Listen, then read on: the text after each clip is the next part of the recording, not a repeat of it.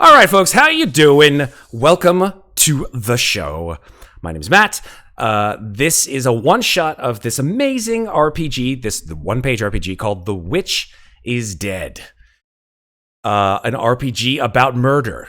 Murder, you say? Yes, murder. But is it that kind? It's not like a whodunit kind of deal. In this, it's pretty clear who has it been done to. Who has been done to... I can't talk.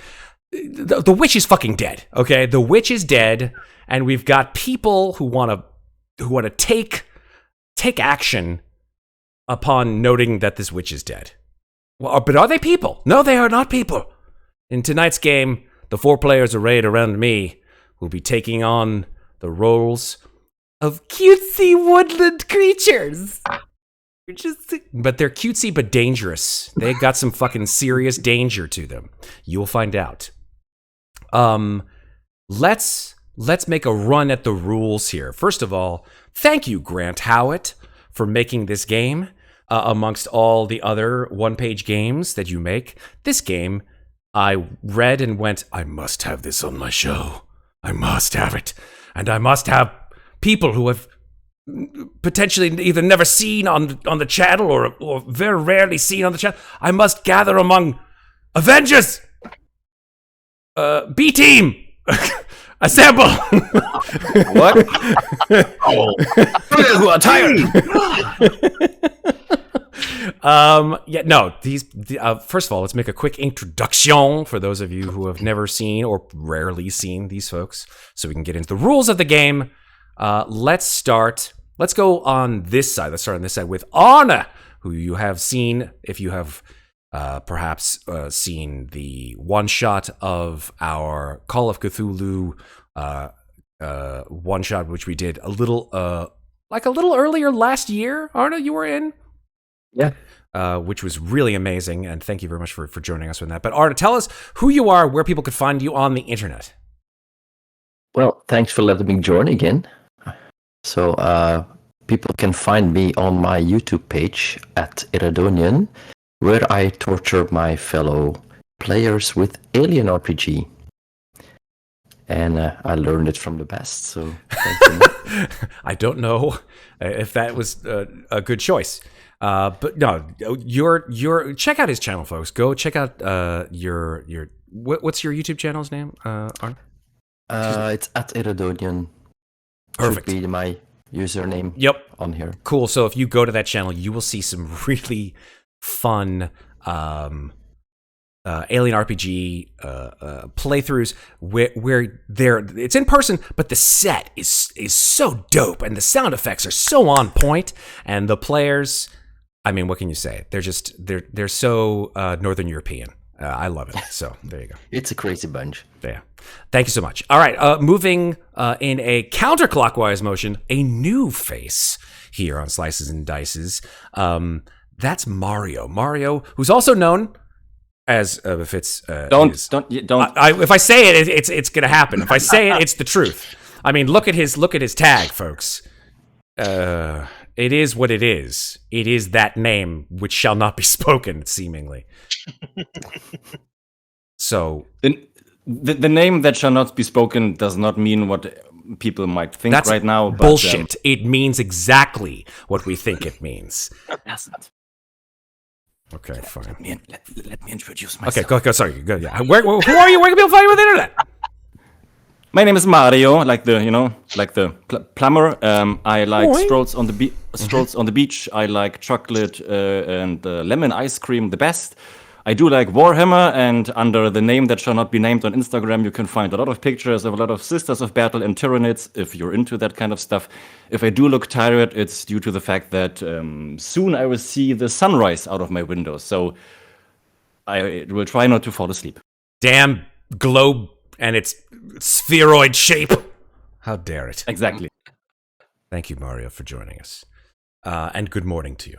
On the other side of the proverbial United States, we have a new face as well joining us, and that is Ryan, known by his not so spicy name, Darth Caustic. Hello, Ryan. How are you doing? Yes, I'm doing fantastic. As it is, you can find me as Darth Caustic on the Discord or Darth Grum the Barbarian on other socials. And I seem to have found my way here from Matt's YouTube channel. I was watching Aliens and now I'm a woodland critter. I don't know what happened. It happens to us all eventually, Ryan. You start in one RPG, and then it just sort of just traverses the grime until you eventually end up being a fucking woodland critter.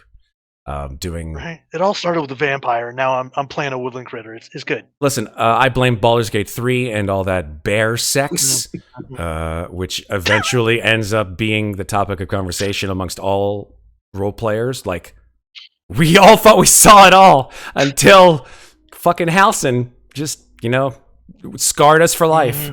So well done. Thank you so much. Damn Northern Europeans. All right, so thank you, Ryan. Sweets. Let's go. Don't just say what. It's some Swede was like, yeah, let's put a bear scene in. Let's have the druid fuck as a bear. Yep. I'm down for it. Goddamn spoilers, Matt. Sorry. Oh, come on. This game's been out for a while. Listen, it's not my fucking fault that if you just got it, now you're going to be playing it for the bear sex. So, sorry. I get it. Matt, go ahead. Tell everybody where you're at and what you're all about on the internet. Yeah. Hey, other Matt J, OG Matt J, whatever. Coming over here from Mates of Fate, sister channel, Slices and Dices. And we found you guys because we popped in on Ravenloft when they're like, Matt, there's another Matt. And his voice is better than yours. Oh, fuck, it is. So I came over. And yeah, no. It buttery as always, sir. Yeah. It's all about water. It's all about the water. There have been times, and this season is the worst for it, where it just like seeps into your fucking esophagus like a plague, and you're just like, yeah. It's really bad. But yeah, thank you for joining us once again, Matt. Look forward to all of the crossing the streams. Yes, they never say don't cross the streams. Bullshit. Cross the streams all the time. Cross away. Fuck's sake. All right. That said, introductions complete. Let's move on to the game. I'm going to give us a little music, if that's all right with you folks. Let's do this. So, I thought we'd start off whimsical. Whimsical music is good, right? So here we go. Whimsic music, begin. Welcome to The Witch is Dead, an RPG about murder. Once upon a time, there was a kind and wise and beautiful witch who lived in the forest with her familiars, and her life was peaceful and happy. Until a fucking witch hunter broke into her cottage and dragged her out and fucking murdered her, and now she's dead. Well, that just puts a goddamn hole in it, doesn't it? The four of you stand at the edge of the forest, looking down at the corpse of your master.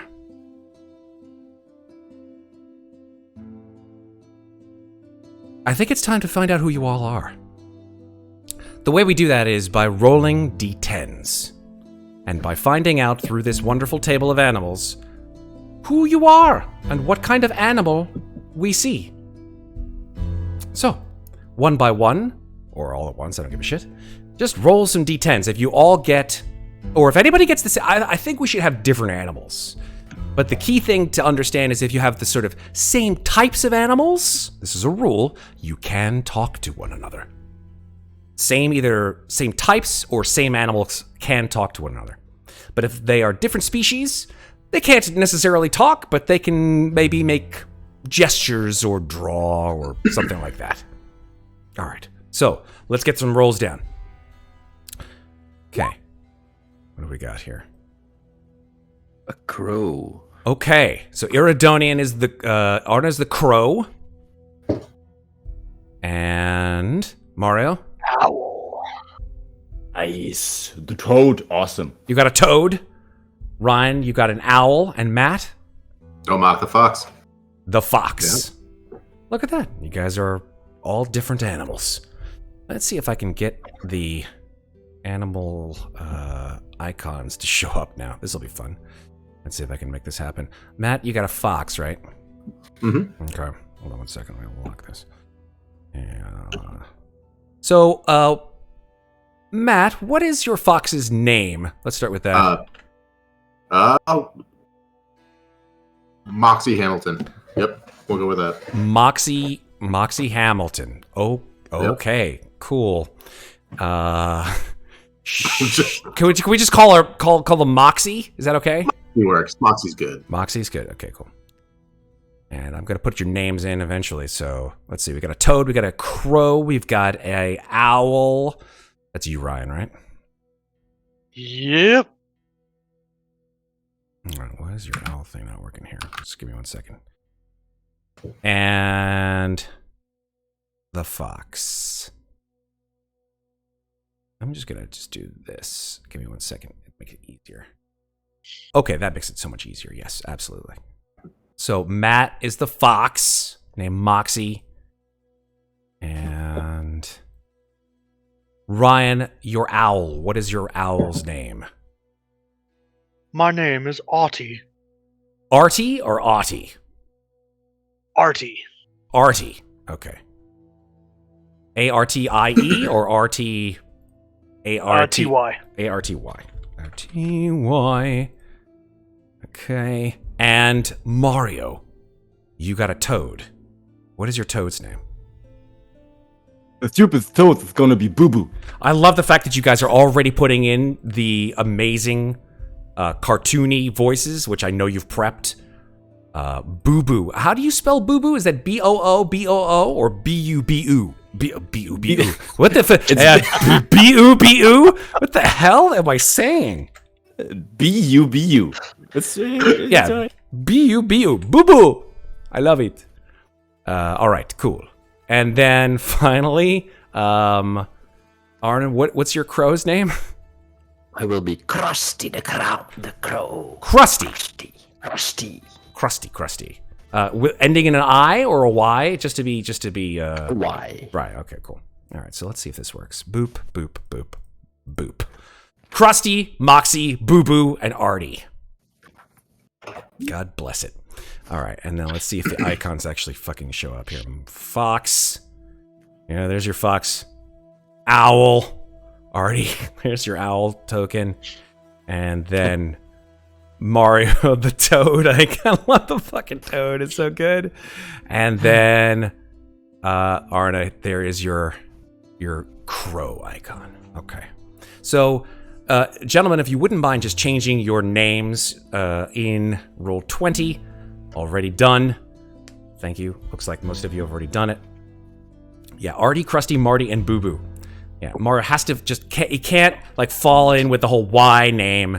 He has to fucking go off script and have a little like thing. There is a very good reason for that, but what's I will the reason? Go into that. No. You have to say there's a very good reason. If you did go with the Y. You don't want to know. No. Now you gotta tell us. Booby? It could have been Booby. Yeah. We were okay with Booby. This is an R-rated channel. Adult channel. You asked for it. There's the possibility that I will never see any one of you again. So you're good. Here it is. I don't live that far.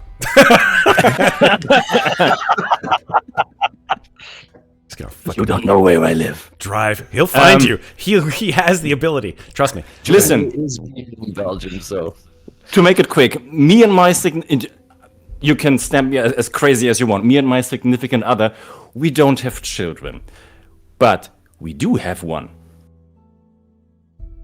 and that's him. And his name is Bubu. Okay. And we love him very much. That's amazing. I'm down for stuffed children replacements. Those are fine. I love those. I'm not crazy, seriously. That's fine. My child has a bazillion of them, and I'd never call my child crazy.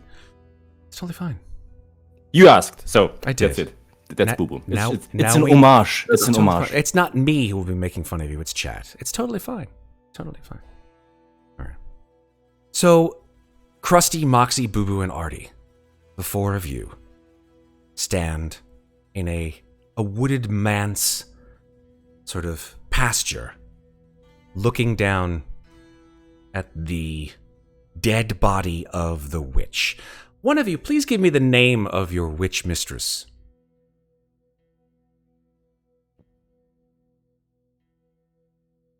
Demonia. Demonia. I love it. Thank you very much, Ryan. Demonia. Anyone but Ryan, please give me a noticeable facial feature of Demonia. What does she look like? She had curly hair. Color? It was black, right? Black? I can't see color. It's all just black and gray to you. Fair. Completely fair. Yep. So Demonia and her off-gray hair. Yes. Love it. Arne, what, was she tall? Was she short? Was she willowy? Was she stout? No, she was on the shorter side, like 5 foot. Teeny. Okay. And Mario, what was one of her noticeable or sort of signifying items that she would carry with her? She always carried some smelly food with her that attracted the flies, so I could snatch the flies and eat them, you know? Amazing. Food. Some kind of food. So it could be maybe that Bubu, when you started looking for the flies, you sort of trailed them to her body. And then the four of you slowly sort of encroached from all sides and begin to notice that she wasn't moving. This is not like Demonia to just take a nap. And you noticed that she wasn't breathing. And I would like you all, this is going to be the first roll of the game, and I will tell you why this is important. Because each of you, being the animals that you are, have 4 traits. These 4 traits are clever, fierce, sly, and quick.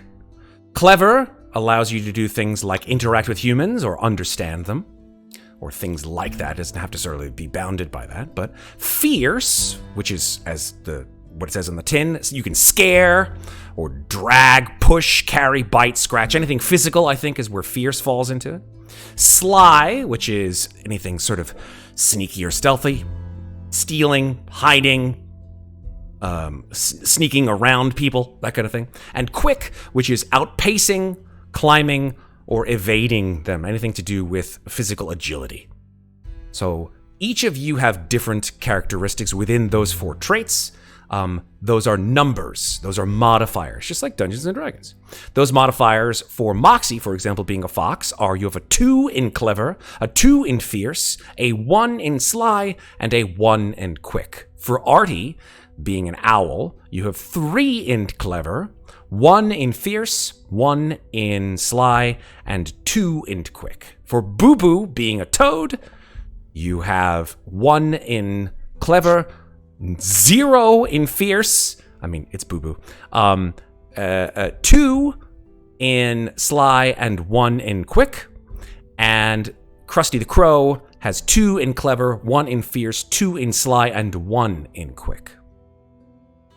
Now, I'm going to, during this game, ask the 4 of you at individual points to make rolls and add those modifiers to those rolls. And if you succeed, then you succeed in what you do based on the kind of thing that you're doing.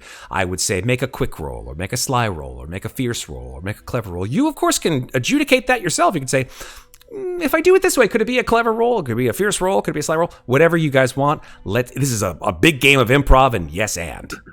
So we can make this happen the way you guys want it to. So in this case, I'm going to ask the 4 of you to see who notices something out of the order after you've found the witch hunter's body. And I'm going to say this is a clever roll. Me stupid. Well, go ahead and make a roll. Don't worry, I'm here to help the roll of the rest of you.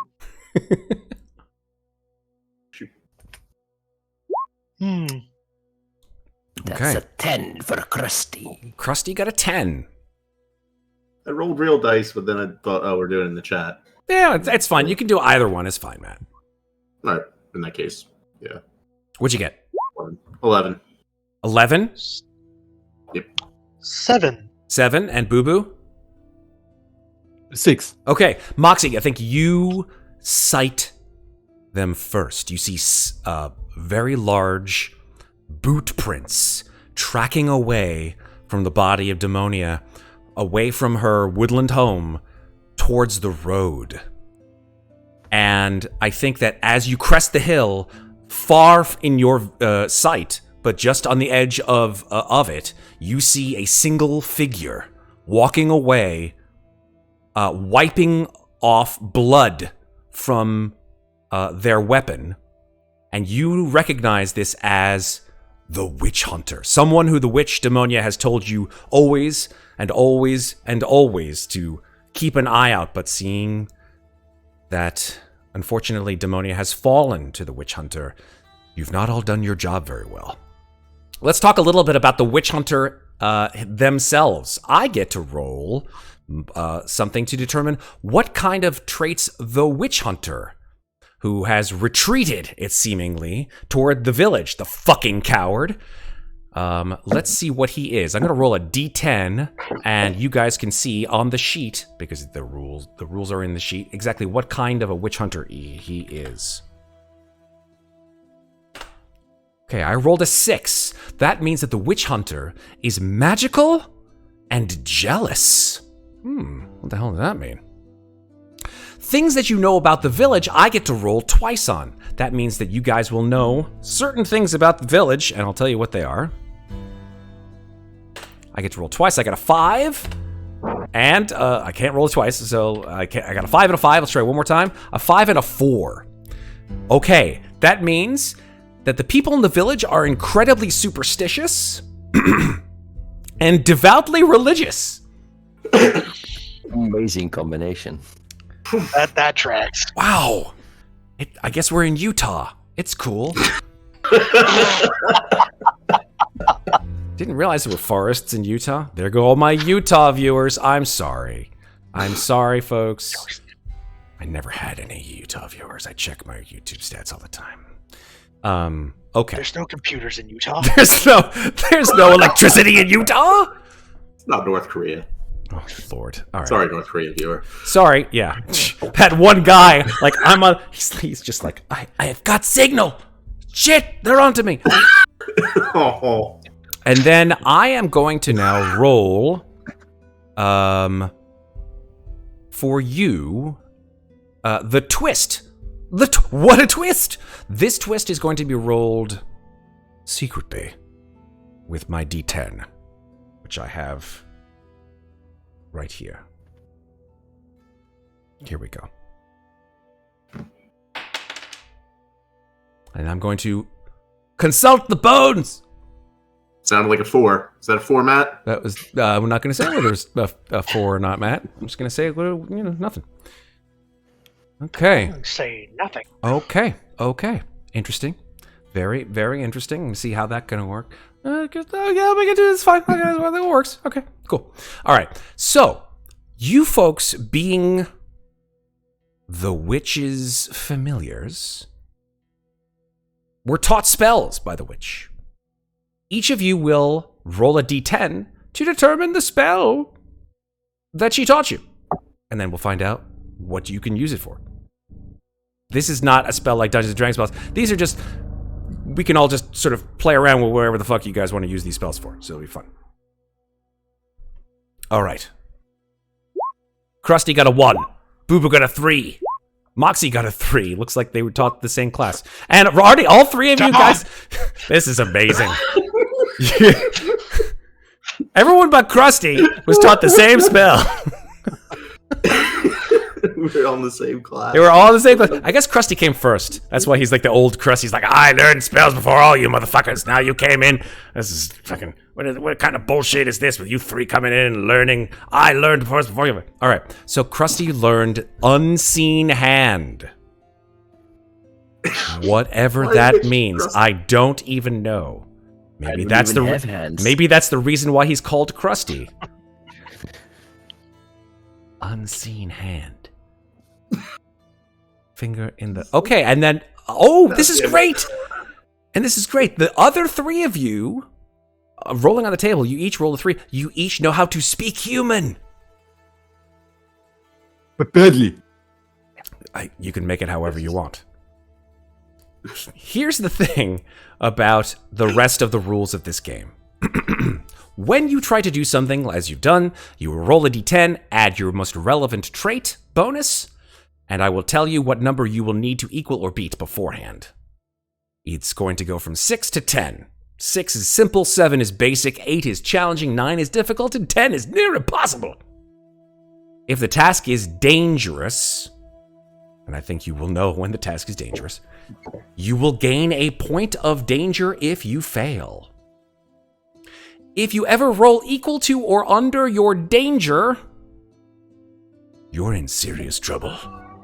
You will either be dead, or trapped, or lost, or captured, depending on how much I've drunk and how nice I feel. Using magic... This is so good. Using magic is always dangerous, so just talking to humans, for 3 of you, is really dangerous. So, just remember that. Most tasks that are this is the best part. Most tasks that are normal to humans are really difficult for animals unless they're broken down into smaller steps. So like if you open a door, normally we would just walk into a door and open a door. For 3 animals or 4 animals, it's like, how do you do that without opposable thumbs? Note there are no raccoons that seem to be, and one of you's a bird. So good luck. And what's more important is that all of you know of the human world. The only thing that you know of it is what the witch taught you. Usually, I would say, stay away from humans because, why? Because they're devoutly religious and incredibly superstitious. That makes a whole lot of sense. And stay away from witch hunters and watch out for them. Oops, oh well, that didn't work so well. Now, let's talk about the species that you are. So you got a crow, you got a toad, you got a fox, and you got an owl. I'd say Crusty can talk to Arty, because they're both approximately the same species, birds.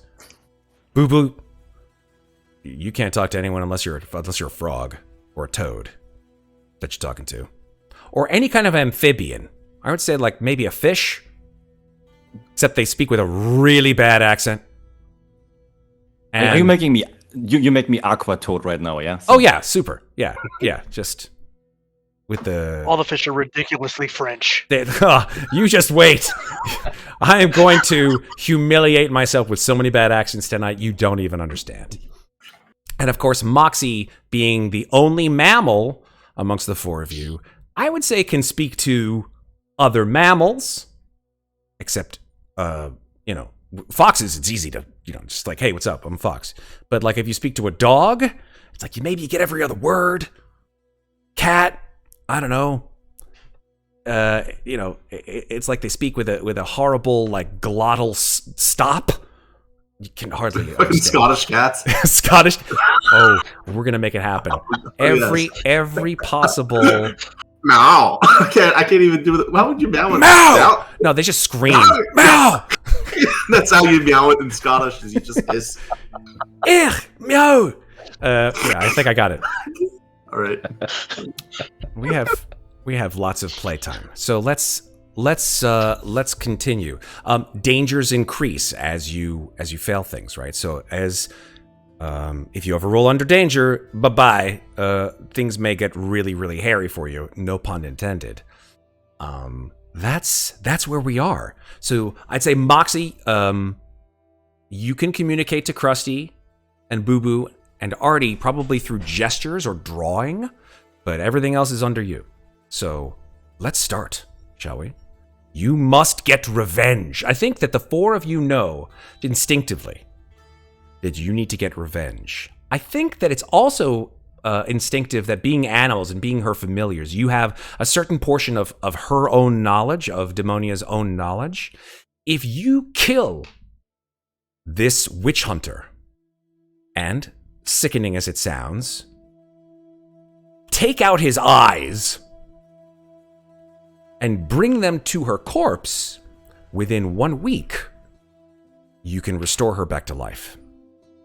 That's at least what you've heard.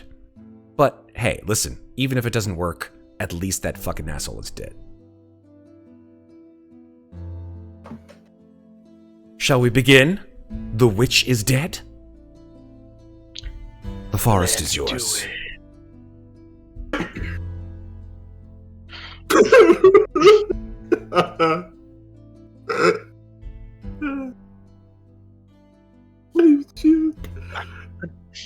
But look at all the flies! And in my head, of course. She attracts all the flies already. I want to catch the flies of her body, of course. Plenty of them. Delicious. Absolutely amazing. I just like nudge the body, softly pecking at it. It smells really good, strangely enough. Yeah, she always had that smell. She has this flowery smell that I really like. Yeah. Extra flowery now. It's fading though.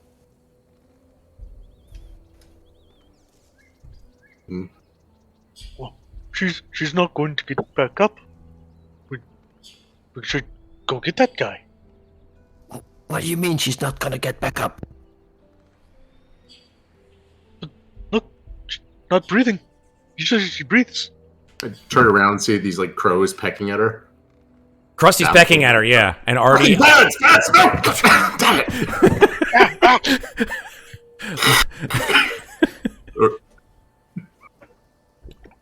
I call.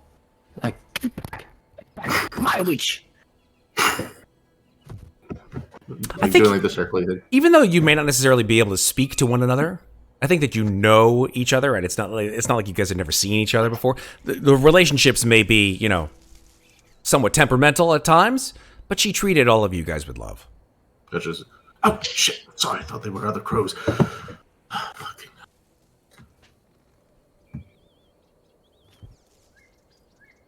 I miss her too. What?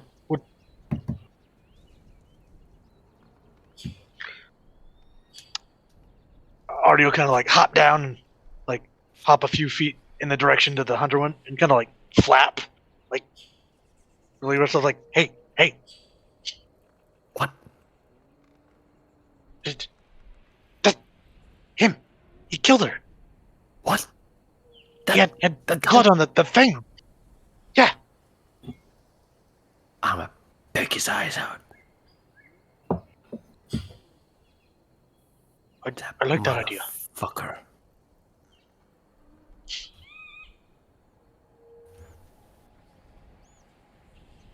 Bubu, as you devour your last fly, Yep. you notice that these two aviary animals are squawking and hooting at another, and the fox is sort of growling at them.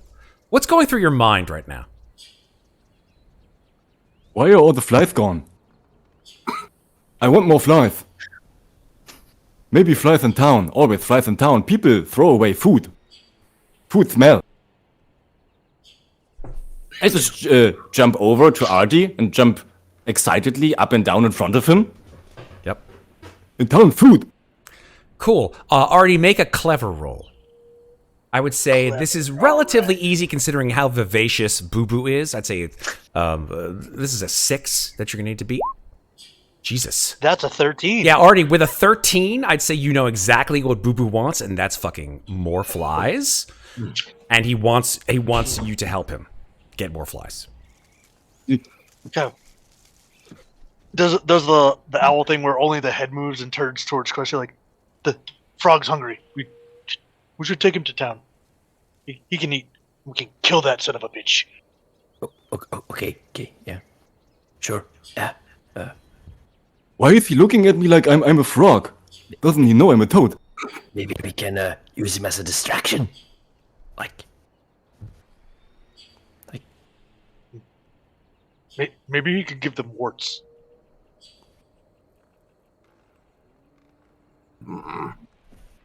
Moxie, you now see this trio of misplaced animals just squawking and hopping and licking one another, strangely enough. What's going through your mind specifically? Thinking, what are they doing at a time like this? And right now we should be making a plan, coming up with something to go and get that bastard I just saw walking away. Ugh. Yeah. And humans are always just plotting over everything, and I don't know. Ugh. Okay. Still be alive. Yeah. I'm kind of half angry at them, half, well, I'm not going to hang out here by myself. So, Okay. Cool. So what are you doing? Trot, just kind of like patting my feet up, catching up to them. Okay. I mean, nobody's left the forest yet, but I think that you guys all have the inkling that you want to follow this guy for various reasons, whether it be just sort of not even caring, thinking about food, or actually seeking revenge to, as Crusty said, peck out his eyes. I start in the direction of Moxie. I start to like flap my wing, point at a human, and like strut, like trying to convince like that guy. And then I make a pecking, and I hope he understands me.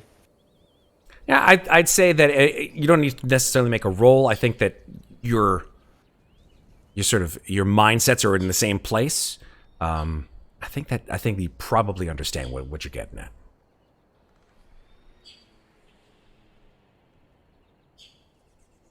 I want to jump up the fox on his back. His fur is always so soft. He can carry me. I'm touching you very, like, the side of your fur is so soft always. Moxie, you find the sort of weird feeling of moisture and sort of slime. Just immediately, like someone put an ice cube down my shirt, like, it's on my back, it's on my back. You just see those two big toad eyes, like the cat and Puss in the Boots, like this, like really cute looking up at you.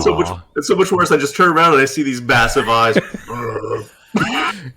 Just blinking with moisture. Yep. It's not that I'm trying to hypnotize him, but I always liked him best. Man, if you had each gotten different spells, that would have just totally...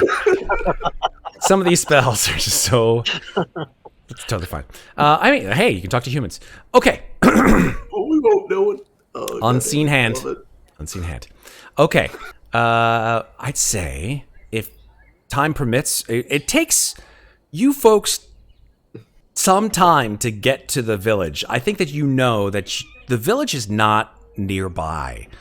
By human standards, you'd say it's like at least a day away. Foxes are fast, and crows can fly, and so can owls, so they would be able to make it relatively quickly. But our poor toad friend, just, even riding on the back of a fox, I mean, he's got to take a break. Toads are big fucking animals, man. Have you seen a toad? They're like that goddamn big.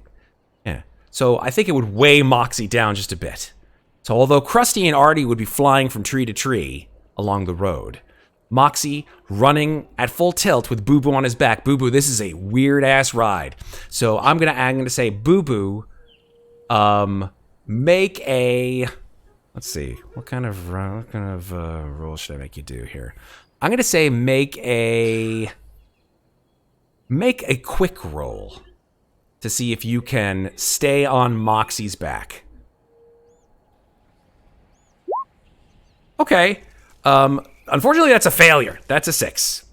I should have told you what it was, but this is not easy. So I'd say yeah, go ahead. I'm sorry, I'm too slippery. You say that from the side of the road. Moxie, as you sort of pounce forward, running to watch Crusty and Arty sort of flying from tree to tree, you find that about, 20 or 30 minutes in, that there is a lightning of weight on your back, and you turn and you see Bubu sort of in the muck on the ground. You see one single tear down his toady eye. It's a tongue. So Bubu, you have you failed one roll, so you get 1 danger. And someone is already laughing. Oh yeah, no. My wife, gotta love it. She's in the back. Fuck the toad. No, it's exactly. It's Bubu. And I said Bubu. Every time I say Bubu, my wife's gonna laugh. I'm just gonna say it right now. You know what it is? Like, you have Dungeons and Dragons characters that are like, I am Fosnor Cornwallian, and then you have like, I'm Bubu. Arty, you can see that the toad in front of you is starting to shake a little bit, like he's starting to get cold and scared. Artie kind of does the thing like goes a face palm, but it's like a wing palm. Like, God damn it! And he's gonna try to like grab the toad in his talons and take off. Bubu, fly! Okay then. Let me just put a single marker of danger on Bubu. Bubu got a boo-boo. Bubu did get it. While flying, I'm obviously trying with my tongue to catch all the fireflies. Totally fair. Totally fair. Why doesn't that want to work? Hold on. I'll just put 1 marker in your red. There we go. Okay. About later in the day, later in the day, you can tell I'm drinking. Later in the day, you spy, as the sun begins to set, you begin to spy the stars coming out of the dark skies above, and probably I'd say Crusty, you're in the trees, you're high up enough.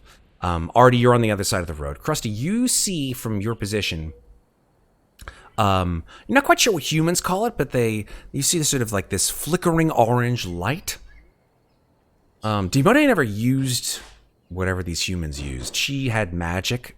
She never really used this sort of strange stuff that they would use to cook their food. Doesn't make a lot of sense to you, but you see it from your position. And there's humans around also. I mean, you assume so. Guys, danger. There's the orange thing, like the hot thing.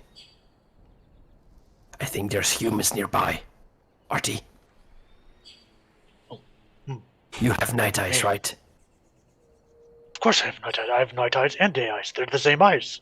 Okay. We need to spot them. Oh, okay. Maybe they know where that son of a bitch went. Yeah, but they're humans. They're dangerous. They're not like demonia. They see a nice juicy crow like me, they will shoot me.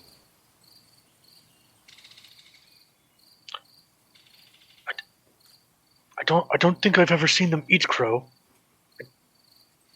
But be careful. Yeah. Demonia always said, be careful around humans. They're dangerous. You see what happened to her. So we stay away from the orange thing, and we don't talk to them yet.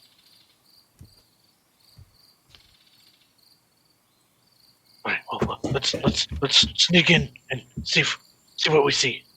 Moxie, you and Bubu, sort of I tired thought Bubu from. was in the. I thought Bubu was in the. Oh, challenge. that's right. Sorry. So I guess it would just be Moxie then. Moxie, you're just exhausted from your day of just running through running along the road. Stream and brooks and everything. Oh, no, just go in the trees. That's great. I would say make a. From your position, since you're down at ground level, I'm gonna say make a sly roll. Okay. I gotta keep telling you. That's an 8. Yeah, I gotta remember to tell you the task rating. I'd say with an 8, that's a success. This was actually right on the money at challenging. I'm running in and just like, oh shit, that orange stuff. Yeah, you spot what we would probably call fire. Yep.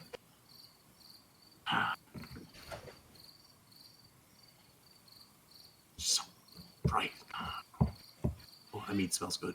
Are you talking to yourself, or are you just Yes. sort of thinking to yourself? Just kind of like talking, like muttering to myself, and Okay. like, oh, it smells so good. I know I can't.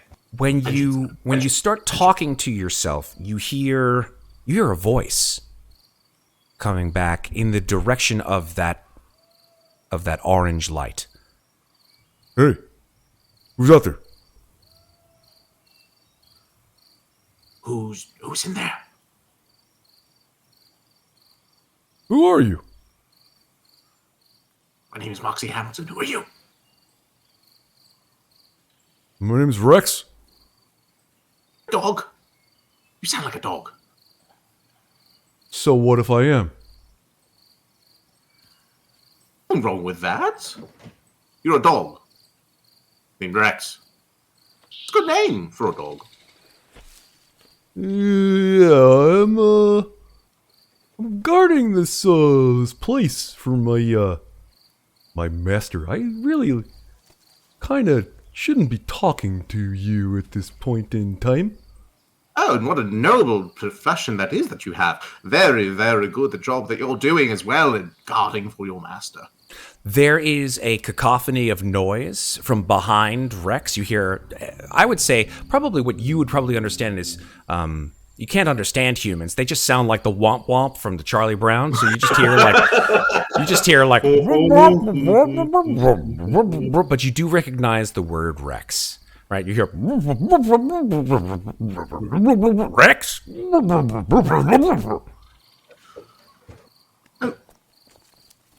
My master doesn't like creatures from the tree place. Are you a No. creature from the tree place? Yeah, I'm from many places. I don't understand that. Could you be... From here, I'm from here and there. Are there more of you? Well, there's plenty of things from the tree place, but not me. It's okay. It's okay. I don't mean any harm. I'm just passing through. You come to pass through my master's... I'll go around. God. Dogs, man, dogs.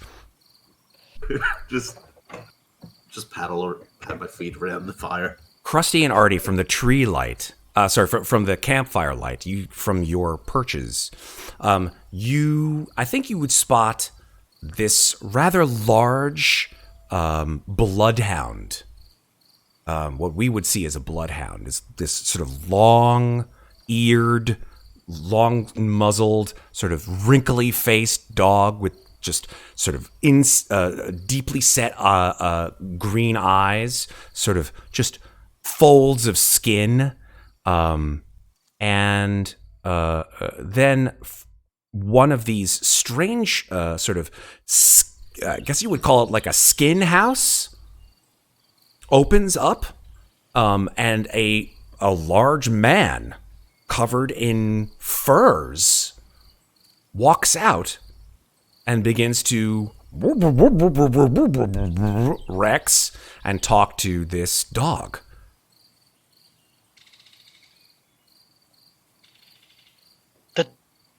That's one ugly fox down there, and I didn't know. Is he wearing a bear? It kind of looks like he's got a bear on his back. Yeah, that's a big one. That's a dangerous one. We need to keep away from him.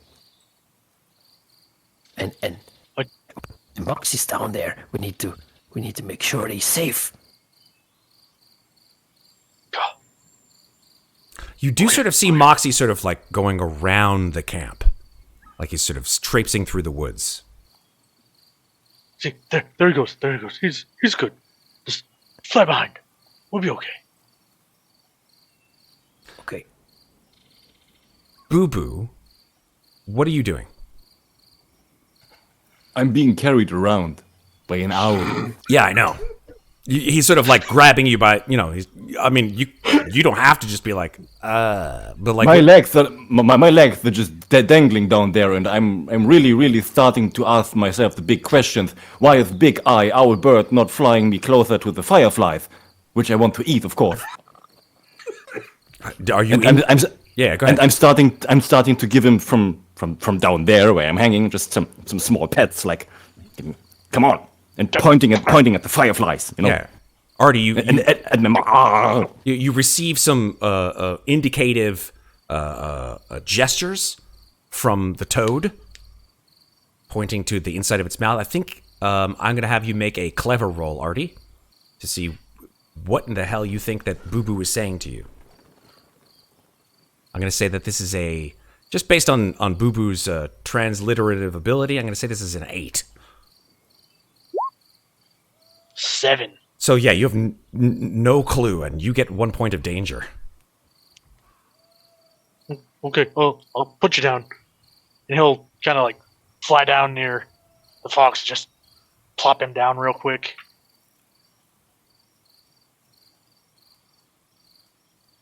But near the fire, right? No, outside. Arty has no idea what you're saying to him, Bubu. None whatsoever.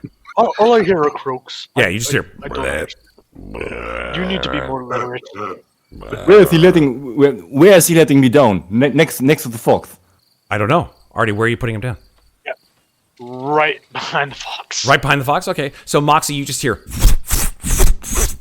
And Arty comes swooping in behind you. And as you turn, he just drops a toad bomb right next to you. Doing a barrel roll. Bubu does a barrel roll. Bubu, I'm going to have you. I love the fact that you're trying to do a barrel roll. Let's see how good you are at barrel rolls. I would say make a quick roll. Make a quick. I'm going to say barrel rolls are relatively challenging, so I'm going to say an 8. On the money, you do a spot-on barrel roll. And I'm doing a superhero landing right next to the fox. 3-point landing. Yep. Right on.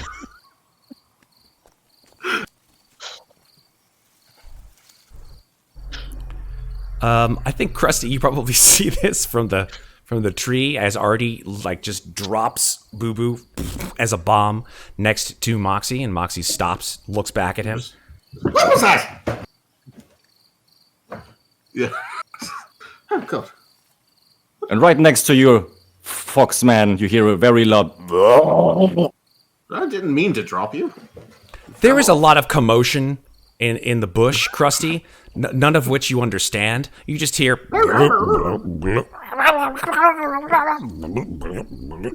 And I think that because you guys are talking so much and not in human voices, you do hear the human say something. And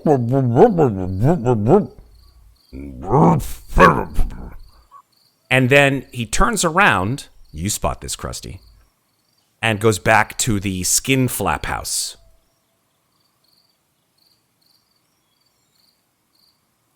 I descend upon the guys and I go like, I think he's onto us. We need to move quick.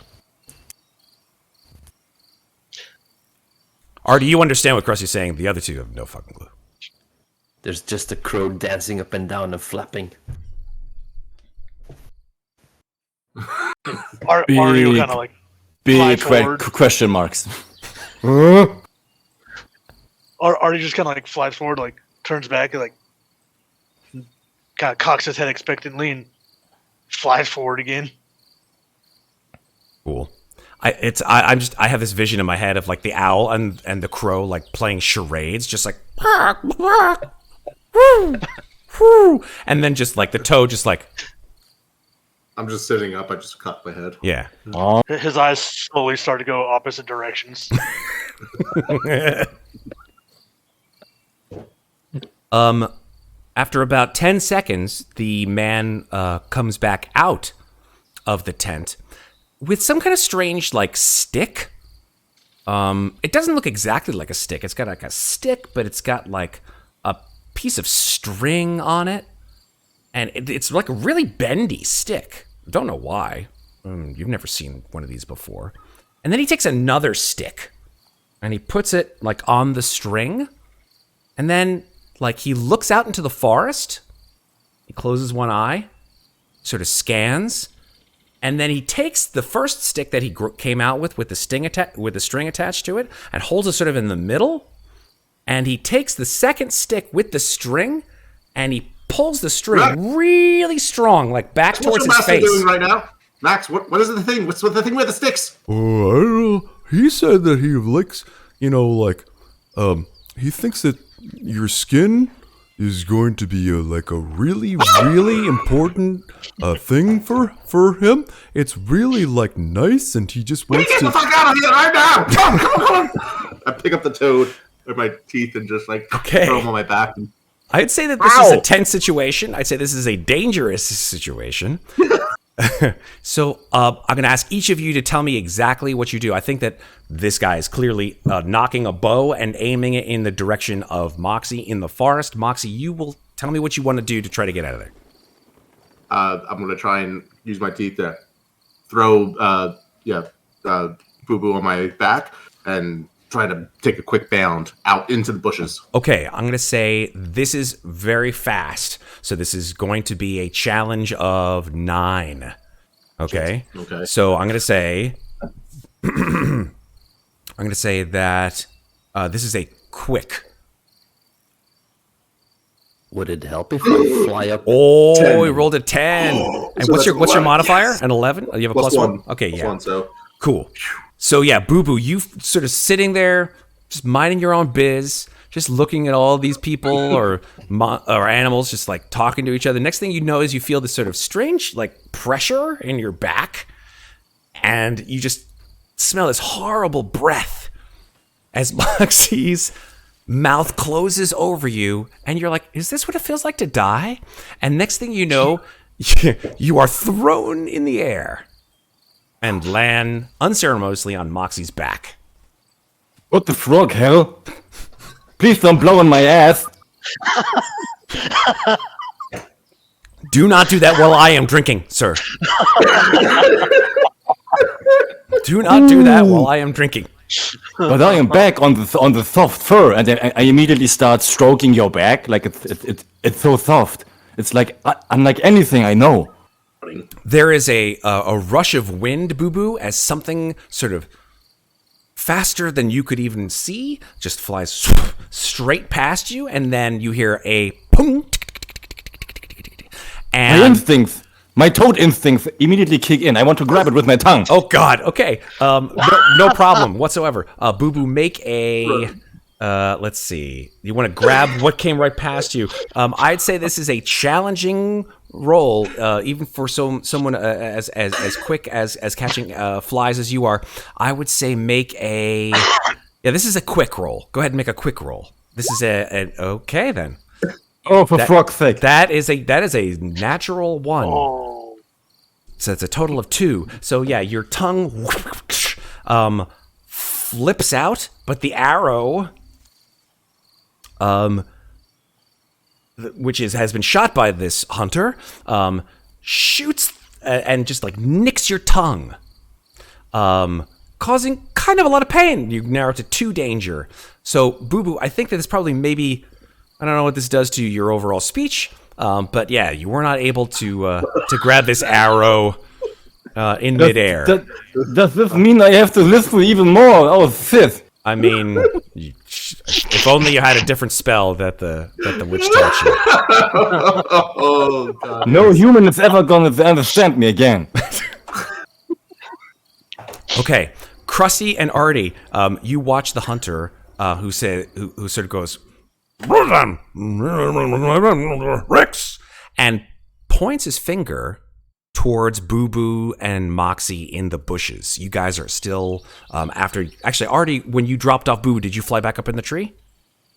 Yeah. Okay, so you guys are on separate trees, but you see him pointing at the bushes, and Rex this dog suddenly like changes his posture, sort of like his hackles rise and his mouth opens and he sort of begins to growl.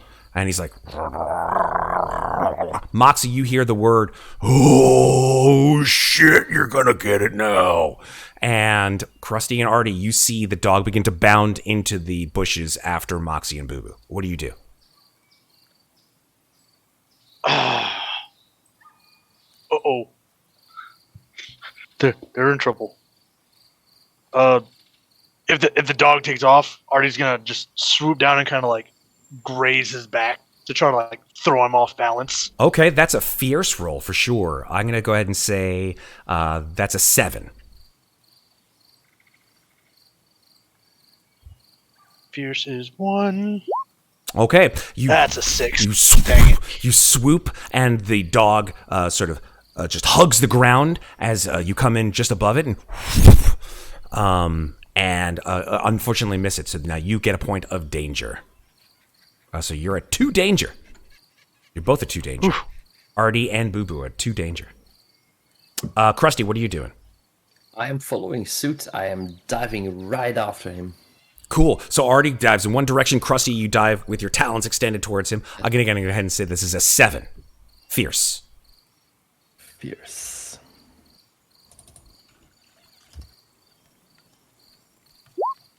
Ooh. Yeah, that's a negative. Oh, damn. I'm going to say, like, Arty, you like fly in one direction. Crusty, you got to sort of come in an opposite vector. And just the two of you just go boom and just smash into each other. And just tumble into the bushes. So Crusty gets his first point of danger. Okay. I'd say the dog is sort of bounding towards Moxie. Moxie, you watch as this bloodhound sort of stumbles into the weeds and you Moxie, what are you doing? Be cool, bitch. Be cool. And his head sort of swivels in lots of different directions. You realize you can't really see very well in the dark. You can see in the lamplight or in the firelight, but like now he's just going. He's like sniffing the air and everything. He's like, I can smell you. Where the fuck did you go? God damn it.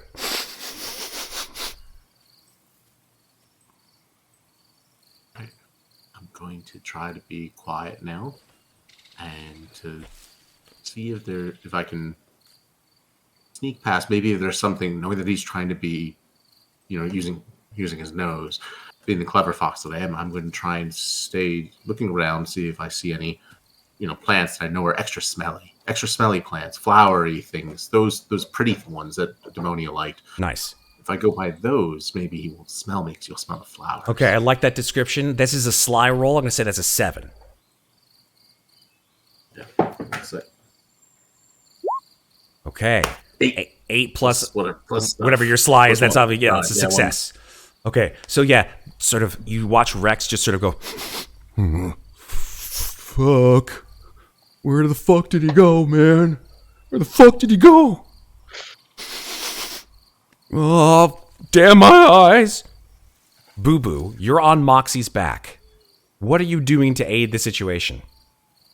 I am desperately trying to hold back one of the biggest croaks I probably ever did because of all the flies I eat while flying. Hopefully it works. I don't know. It's really big. Okay, so self-restraint is what I'm hearing. That I'm gonna say Because I can tense. I can feel the fox under me. yeah, He feels really tense. Yeah. He feels tense. yeah, super tense. I'll say that's sly as well. Say that's a 7. Okay, that's unfortunately that's a failure. Sorry to say. So that gives you your 3rd point of danger, but you're going to now croak because you just can't hold it back. So Bubu, describe to me what croak that you make and how you just can't help yourself. Oh, you're muted, Chief. I feel it building up. And those things at the side of me that I don't have a name for, they start getting bigger and bigger, and I put one hand above my mouth, and it's not working. It's not working. I put the second hand over there. It's not working. So with this enormous croak, Arty, you see, I think from your position, being on the ground after smashing into Crusty, you watch Bubu's eyes just sort of like balloon up like he can't help it. What do you do, if anything, to prevent this dog from pouncing on Moxie and Bubu at the same time?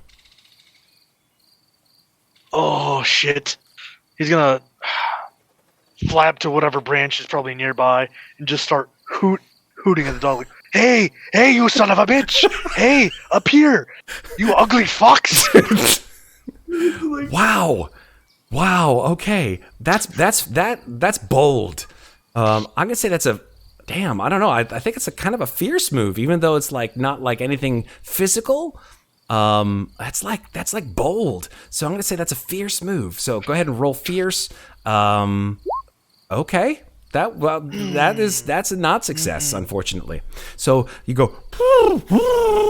So the fox, the dog, like looks up in the trees after he spots the fox with the toad, and then the hunter, pulls out another arrow, and you just hear him go. And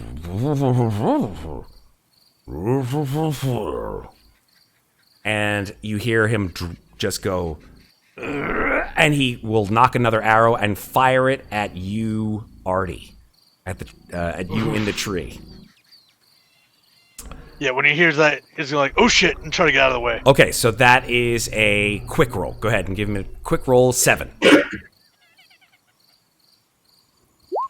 Oh shit! 10. Yeah, Arty, you just dodge out of the way and spread your wings and fly out of the way, and you just hear him go. Crusty, you're on the ground. You see stars.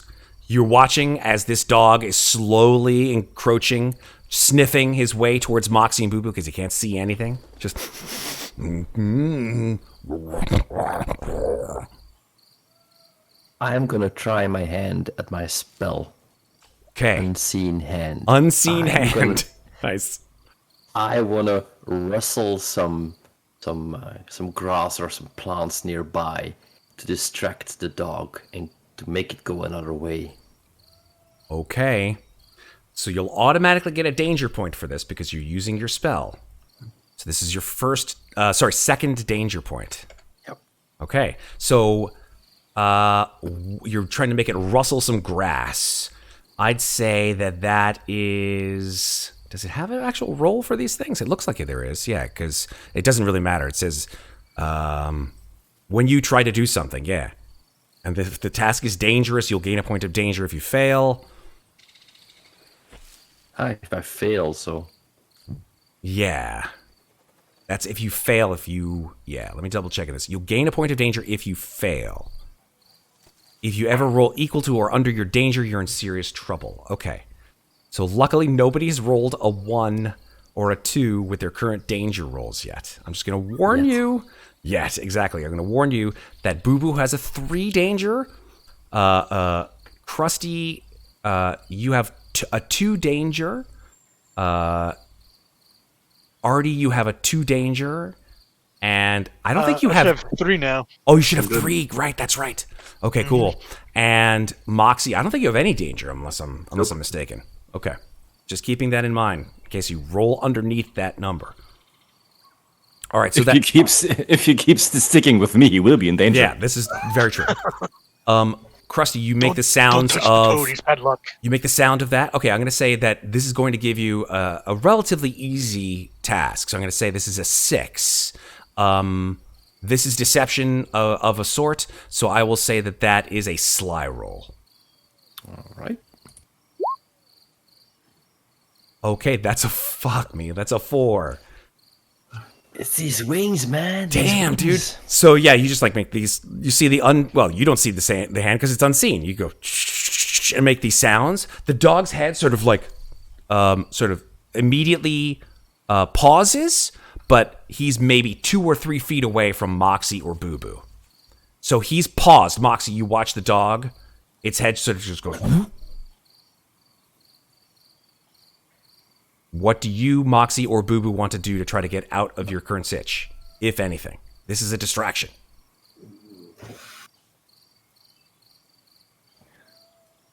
You're saying that the dog Rex is distracted right now? Rex is distracted for probably a millisecond. That's long enough for me. I'm kidding. I'm just out. Okay, opposite so direction. Then, yeah, make a quick roll. This is dangerous. Okay. 7. Be quick. Oh my god! Okay, so you haven't gotten danger until right now. So Moxie, it's your first point of danger. And that's a 1. So there you go. You've got your first point of danger and you're at 1. So I would say, you try to get out of there, but you rolled a 1. Jesus. I'd say like you slip on the wet grass and land in a heap. Bubu, you go flying. What do you do, if anything? Do you want to get out of there, or do you want to just help Moxie out? The only thing I just heard was wet grass. Wet grass. That's my thing. That's where I go. I want to go in the wet grass. I want to hide. Okay. I want to jump off his back. Okay, so you're already off his back because he sort of tumbled and threw you accidentally. So you want to go and hide in the wet grass. That's a sly roll. Let's make it a 6. On the money. Bubu, you just sort of dig yourself in and you are camouflaged. Rex no longer sees you or is aware of you or even smells you. I think you've covered yourself. It's like it's like the scene in Predator with Arnold Schwarzenegger. You just like cover yourself in mud and you're just like, he can't see me. Yeah, that's exactly what you're like. I have to give Rex like one of those shoulder cannons and like a stealth mode and a mask. Yeah. Yeah, exactly. He explodes the whole forest. Oh God! Sorry, I'm getting way off Picture the topic. farmer is Jesse Ventura. Mm-hmm. Yeah. Yep. Okay. Switching back to the viewpoint of Arty, who's flew up to the tree. Crusty, you still haven't flown out of the air? You're still on the ground, right? So, Arty, you see Crusty on the ground, you don't see Bubu anymore, and you see Moxie sort of just slipping and tumbling over himself. This dog has stopped being distracted and is now moving towards Crusty instead. So he's sort of sniffing his way towards Crusty. He's like... You just hear it growling and sniffing towards Crusty. Okay. Distraction didn't work. Okay. I got it. He's gonna like try to break off a like smallish branch with his beak and just like lean over and like try to drop it on him. Okay, that's a clever. That is very clever. I would say make a clever roll on that one. 7. Oh, damn it. Oh no. You guys are rolling like shit. Like, what's going on? 2s and 3s is all I see. You snap the branch in your talons, fly, and then dive bomb. And maybe the firelight is messing with your peripherals because you drop the branch and it just lands and tumbles into the bush. Crusty, now you see this titanic creature sort of sniffing his way towards you as you lie on the ground prone. What do you do? I try to get away. Okay, this is a dangerous situation here. So how are you just going to try to just get the hell out of Dodge? I'm gonna hop and try to fly off. Okay. So Arty, you get a danger point because you missed the drop. And Crusty, this is a situation of danger, so go ahead and make your roll. That's quick. Right? Let's make it a 7. Quick, yes. Jeez, guys. Do you I'm want not to gonna survive this one. You guys want to kill this witch hunter, right? I'm just making sure, right? You want to get to the next scene, right? This is like the scene that should have taken like 5 minutes. You guys are just like, it's I cool. love playing with dogs. It's cool. It's cool. It's fine. Arty's The fox already. had to talk to the dog. Yep. Arty's at different nemesis. 4 danger points already. Whoops. Yeah. Arty's at 4. I think you can get danger down, though. Let me take a look at the rules. It says you can lower your danger by solving or running away from your problems. Well, if you get out of here, I'd say your dangers will go down by at least 1. But right now, your dangers are high, folks. I'm not going to lie. Except for, of course, Moxie, whose danger is, I think, just 1 at this point. Actually, no, 2. Right? 1. No, only 1 fail so far. Oh, only 1 fail? Okay, cool. Yep. Well, let's give you another opportunity to fail here, Moxie. Fail forwards, of course. Yeah, you see this like stick fall from the tree and land in the dirt. Bubu is croaking his fucking face off. Crusty is on the ground trying to flap his way away from the dog, but just miserably just stirring up more dirt.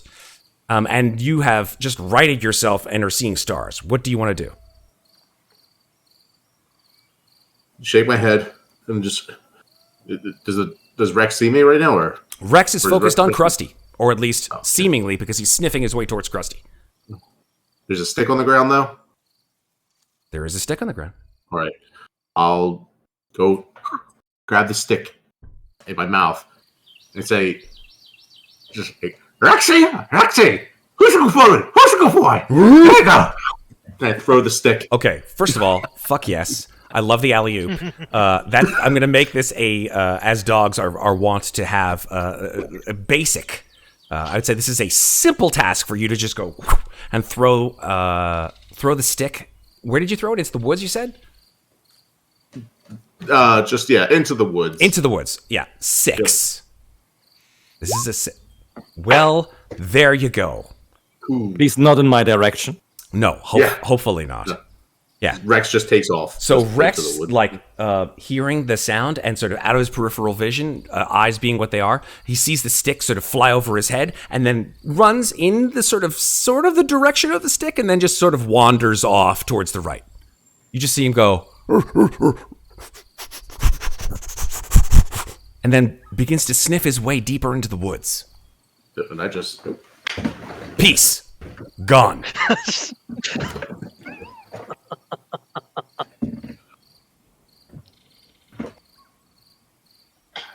My eyes just follow you, like, sadly. Oh. My Virgo, it's gone. Oh no. Bubu the toad is just sitting there like, what happened? It's one long, sad, silent croak. Whoa. I stop and like hold my tail out for you to like hop on. Aw. Yes, I will catch his tail with my tongue and attach myself to him. Okay, and off you go. I will say that's, without a roll, perfectly acceptable.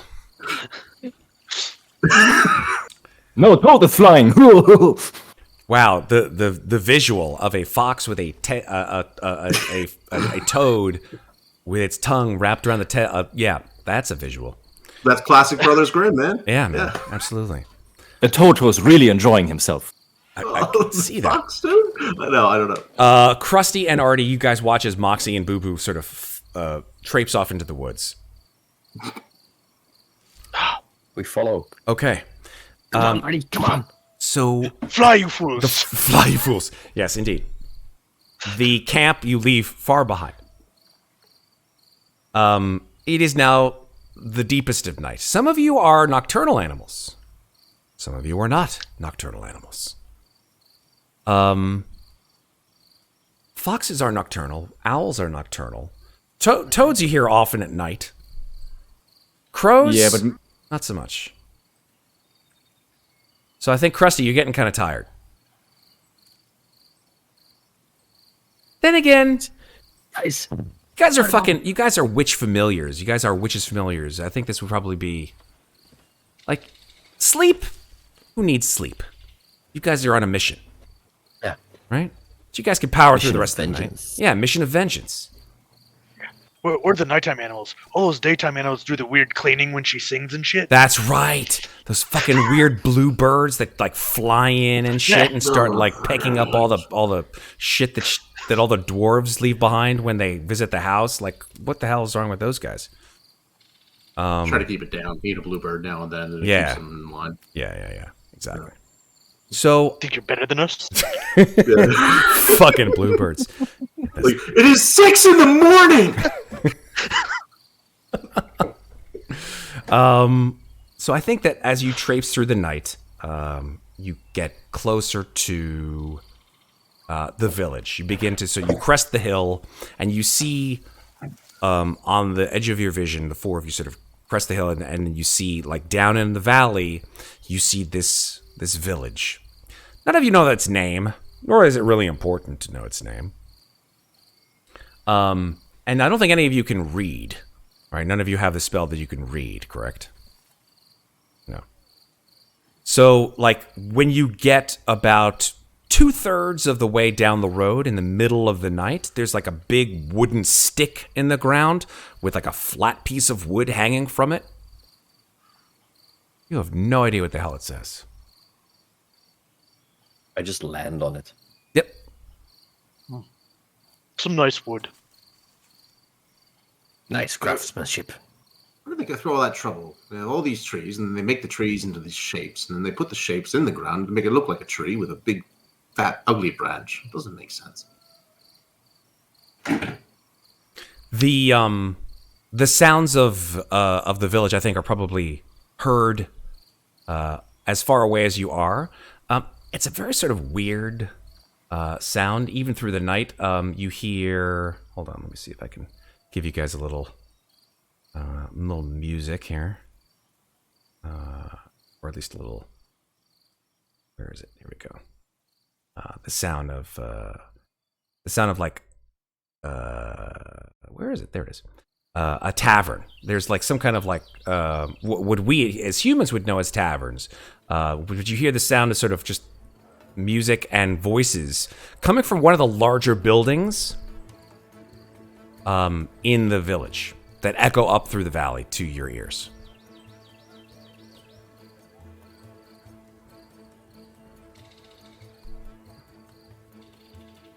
There seem to be a lot of them. I can hear them. They're very loud. They kind of smell. Why are they up so late? It's nighttime. Don't the people sleep at nighttime? Humans, man. Humans. Like big, hairless rats with no tails.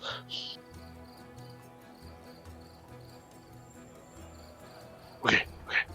We should sneak by. We don't need to make any noise. Yeah, but we need to find the guy. Can I sniff around and look for footprints that might look like the witch hunters? Okay, make a clever roll. I'm gonna say a 7. This is not dangerous. Wait, What's your clever? Plus 2. So that's a 7, straight on the money. Yeah, so I think, Moxie, you sort of sniff along the muddy ground, and you see long sort of ruts in the road made by those things that these humans... You see them sometimes riding them. They're just big wooden contraptions with like large circles on the edge of them. What the hell they're called, you have no idea. And they do attach animals to them. They attach like big horses to them that pull their fat human asses around, clearly. You also see a lot of boot prints. You know that these humans, they wear big silly leather and wooden like foot instruments, basically. One of them seems to match the one that you saw in the woods tracking away from Daemonia. I'm gonna point to it and then look up at the crow and owl and kind of like I'm gonna try to gesture and hold up a paw and then put the paw on the footprint and then same thing, charades, and then like kind of like nod towards that direction. Okay. Okay. I think you guys, although without understanding what he's saying, understand what he's meaning. Yeah. He found something. Yeah. Let's follow him. Okay. And I look back. Toad's still on my back. Toad's still like locked on there with his tongue, as far as I know, Bubu, right? Toad is jumping off, and he's looking with his weird eyes into the distance of the village. There is a very, very strange feeling of resemblance. like he has seen this place a long time ago before, and he's looking up at you all, and he's taking his finger and trying to communicate something, and he's painting in the mud, right in the middle of the tracks, whatever it is, and you see that he's painting a circle, and a stick, and 2 other sticks on the bottom of it, and 2 sticks on the side of it, and then something that looks like a triangle. To a human, it would look like a stick figure with a skirt, and he's looking back up at you, and he's doing what you could only assume is like a toad version of a face palm. And obviously, you don't know what it means, but it means something to Bubu. At first, I think he's drawing it himself as a tadpole, and then he's drawing the floor of the creek, and then the top of the creek, and I don't know what the triangle is. Wait. It's like the weirdest game of Pictionary I've ever seen. 2 sticks. The triangle. The triangle. Oh. He had a pointy hat. No, the Is the the witch. hat on the bottom of the top? It's the triangle it's at the bottom, and the witch on Sundays she put on something like that on down on her to cover her walkie thingies. All you guys are hearing is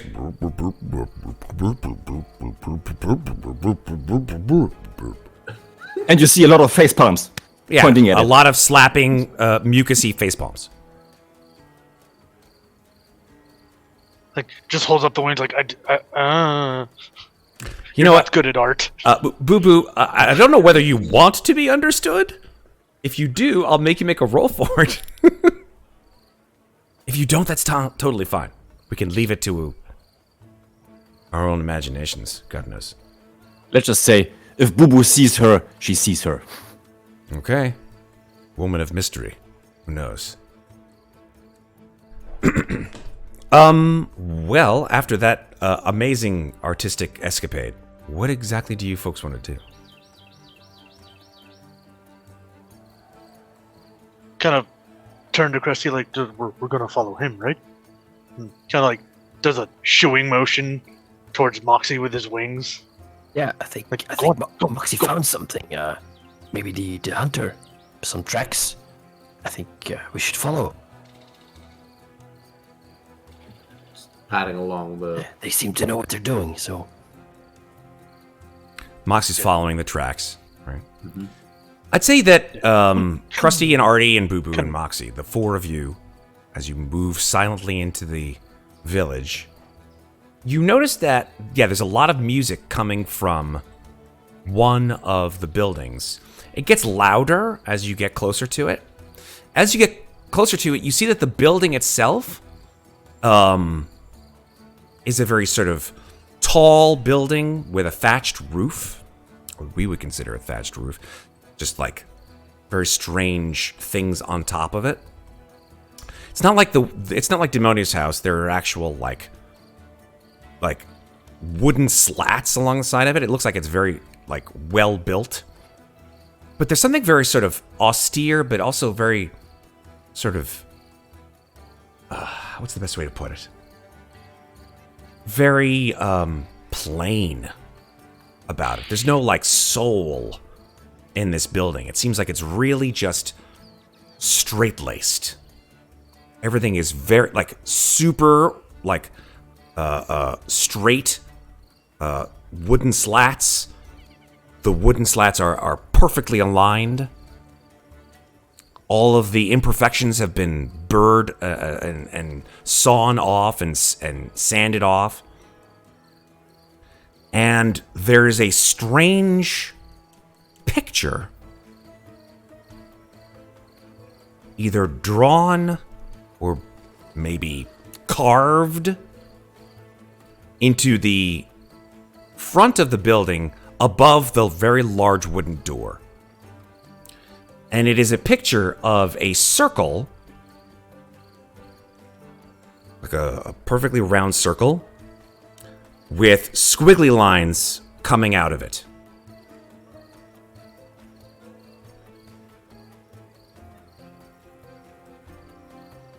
That's a weird looking fish. Definitely a weird looking fish.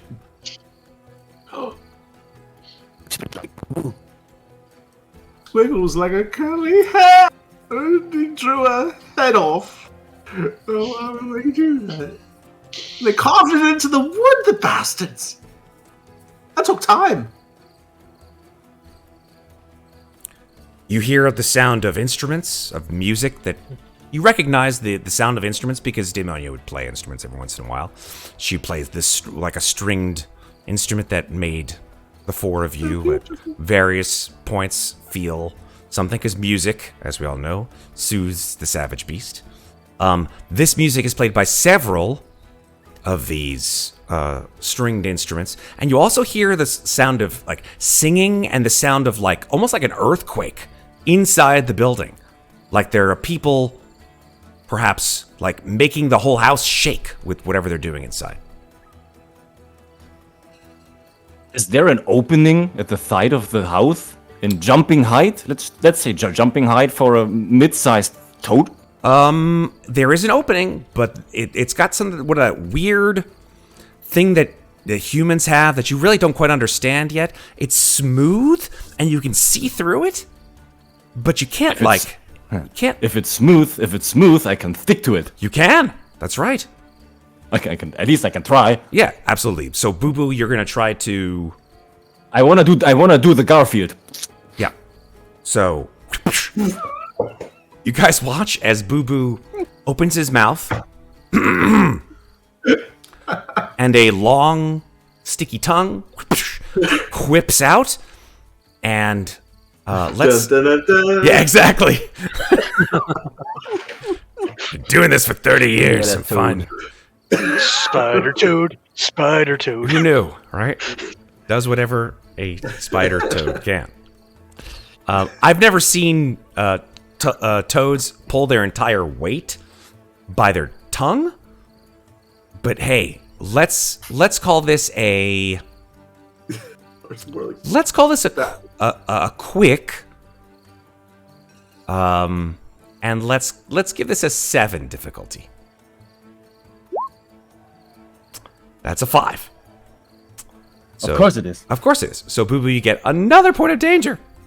My tongue was pierced by an arrow, to be fair. That is true. That is true. You're at 4 points of danger. No, wait. I think we lost at least one danger when we You know what? You're left. right. Okay. You're absolutely right. We Yes. bravely ran Thank away. you. You bravely ran away. So you are at. So now you're at 3 points of danger. So each of you lost one. So let me give you a total danger tally. Here we go. Bubu, you are at 3 points of danger after the tongue trick that failed. Moxie, you are at 0 points of danger. Crusty, you're at 1 point of danger. And 2 points. 2 points? Did I get you wrong? I had 3. You had 3? I thought you had 2. My bad. So now you're at 2, and Arty, you are at 3 points.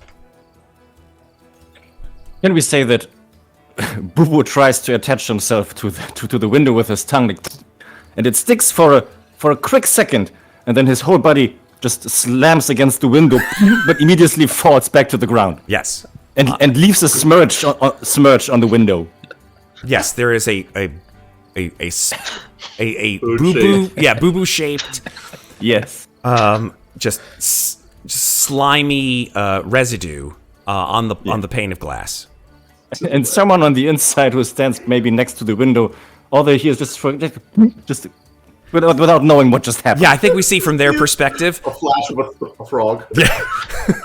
like they're singing, they're dancing, they hear, and like there's like and they turn, and then there's just like nothing there, just like an outline, and of course it's translucent, just your slime, so it's just like whatever, and they just keep dancing and singing.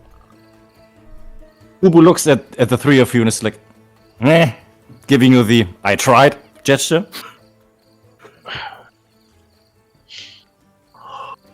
But pointing at you two birds and doing the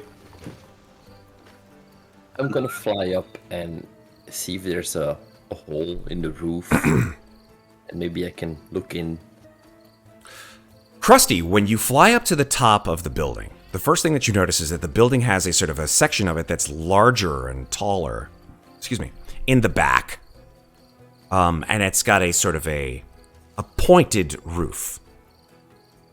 And at the top of that pointed roof is that same strange symbol of jutting out. It's that circle with the squiggly lines coming out of it. And underneath the roof is something that you've never seen before. It's made out of a sort of a shiny, but at the same time kind of dull substance. And it looks like it looks like an upside down teacup. But it's huge. It's like the size of a person. And it's hanging upside down from inside that roof. Weird. Beyond that building, though, you can see a couple of other interesting things, Crusty, from your position. You see that the village has many, many houses. Nobody's on the street right now, so you can't see anybody, like, walking along the street. But you do see that there is a large building with smoke billowing out of the top of the roof somehow or other. You're not quite sure why.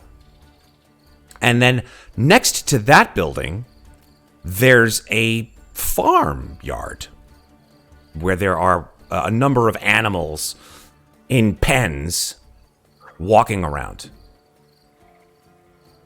Some are asleep, but some are walking around inside.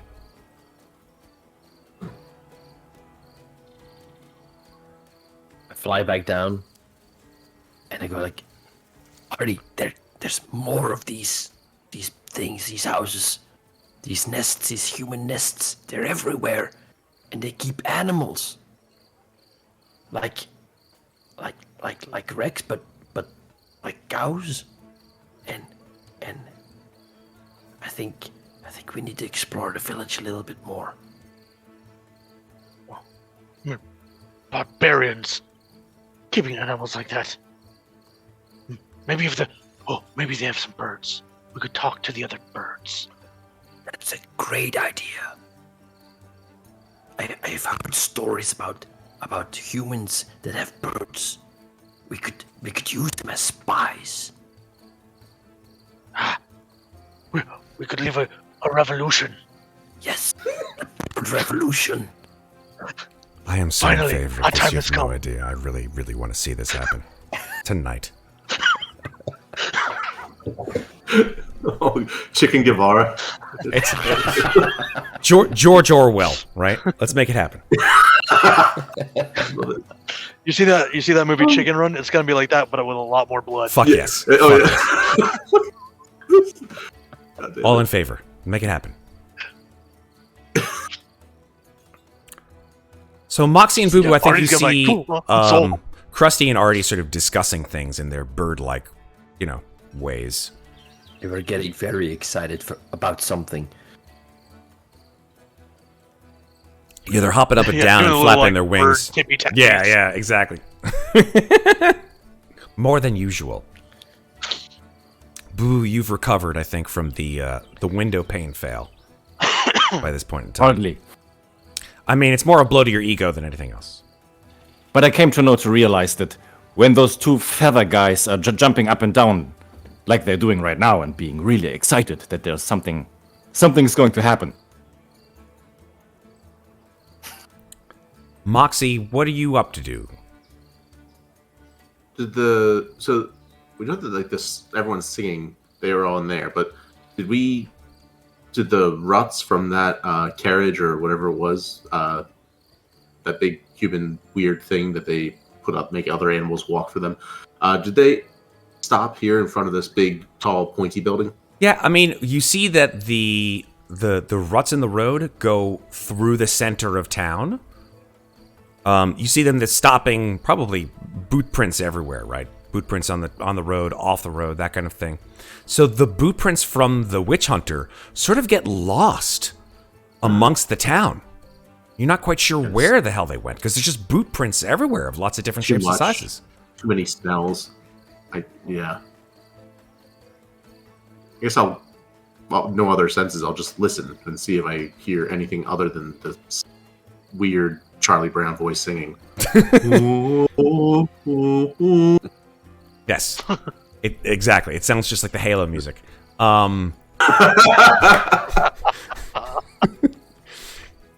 I think that there are occasionally sort of yells and shouts from inside the big building with the tower, as well as the music.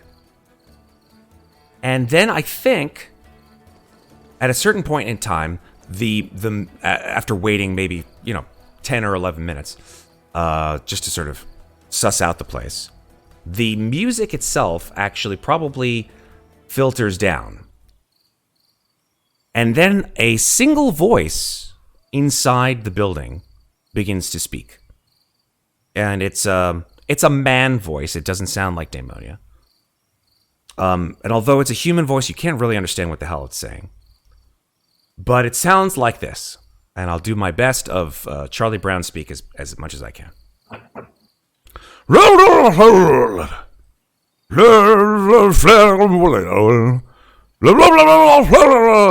And then there is a cheer, a cry from multiple people inside the building.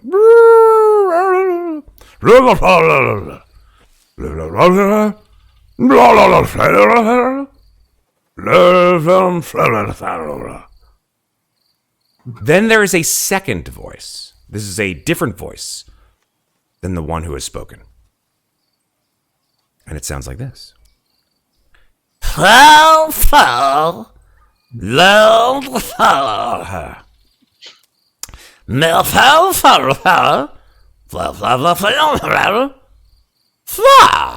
Ooh. That's the sound that all the humans seem to make inside this building.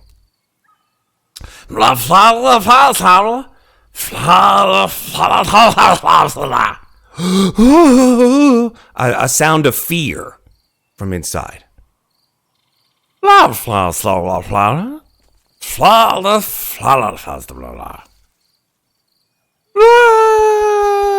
And people seem to be hitting their hands together.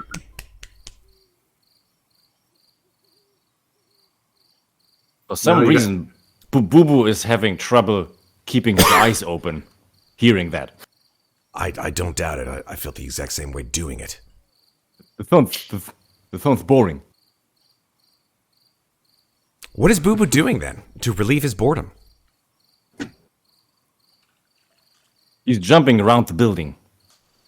Okay. Still in sight of Crusty, Arty, and Moxie, or just off on your own little solo adventure? Just a few feet from them to where we came from. Yep. You know? Yeah. Where there's...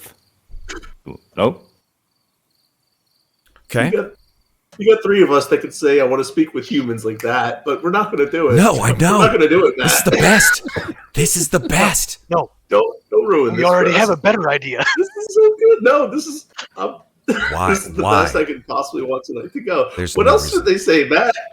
No, it's fine. What else did they say? I think that at that point in time, the person with this very strange and high-pitched voice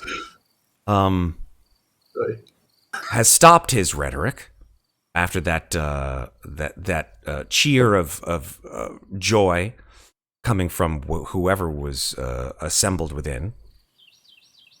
And then there's a sound of sort of all of them singing at once. Singing a very sort of sad-sounding music. And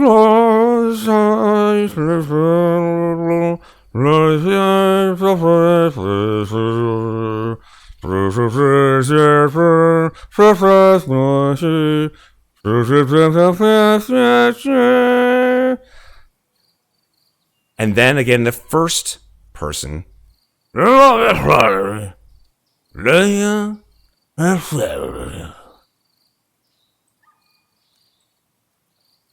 Then the sound of many feet from within the building. All sort of like moving around inside. You begin to see silhouettes passing in front of that strange see-through material. Bubu, as you've jumped far from Crusty, Moxie, and Arty, I'd say that you're closer to the sort of back of the building. You're closer than they are, at least. And you begin to see people like exiting the building.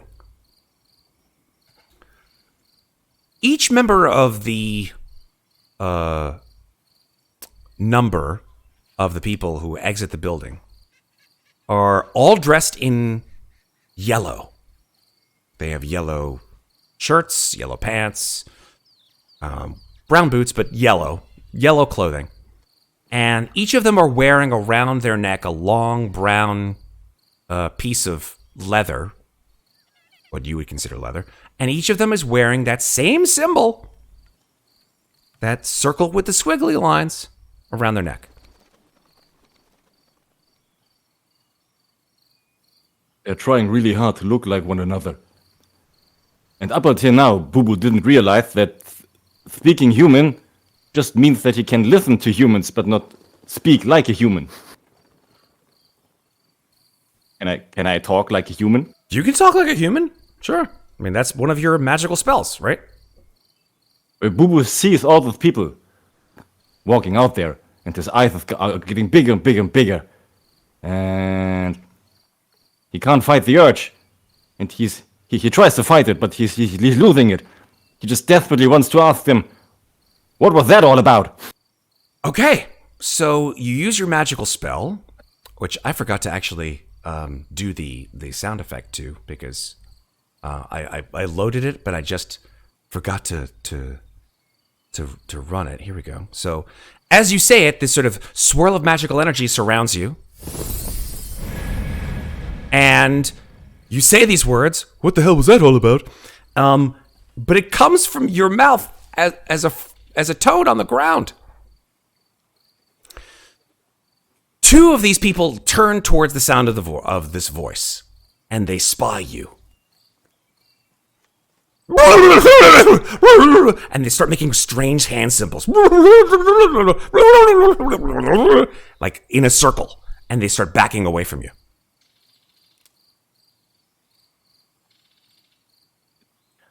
I'm jumping a little bit. I'm jumping after them. Okay, you jump in their direction, and they begin to just like panic and run.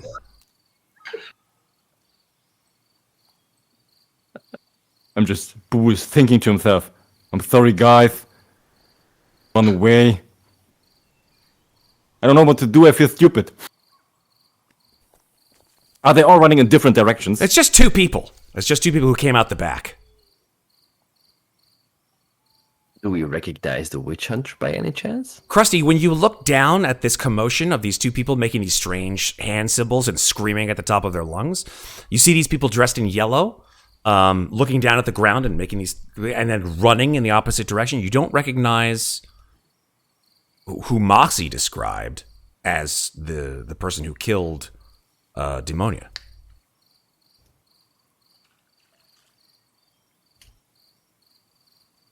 I want to sneak in. If the door is open and they're running out, I want to in the back, yeah, for sure. Yeah. Okay, so you want to swoop in like carefully and quietly? Yeah. Cool.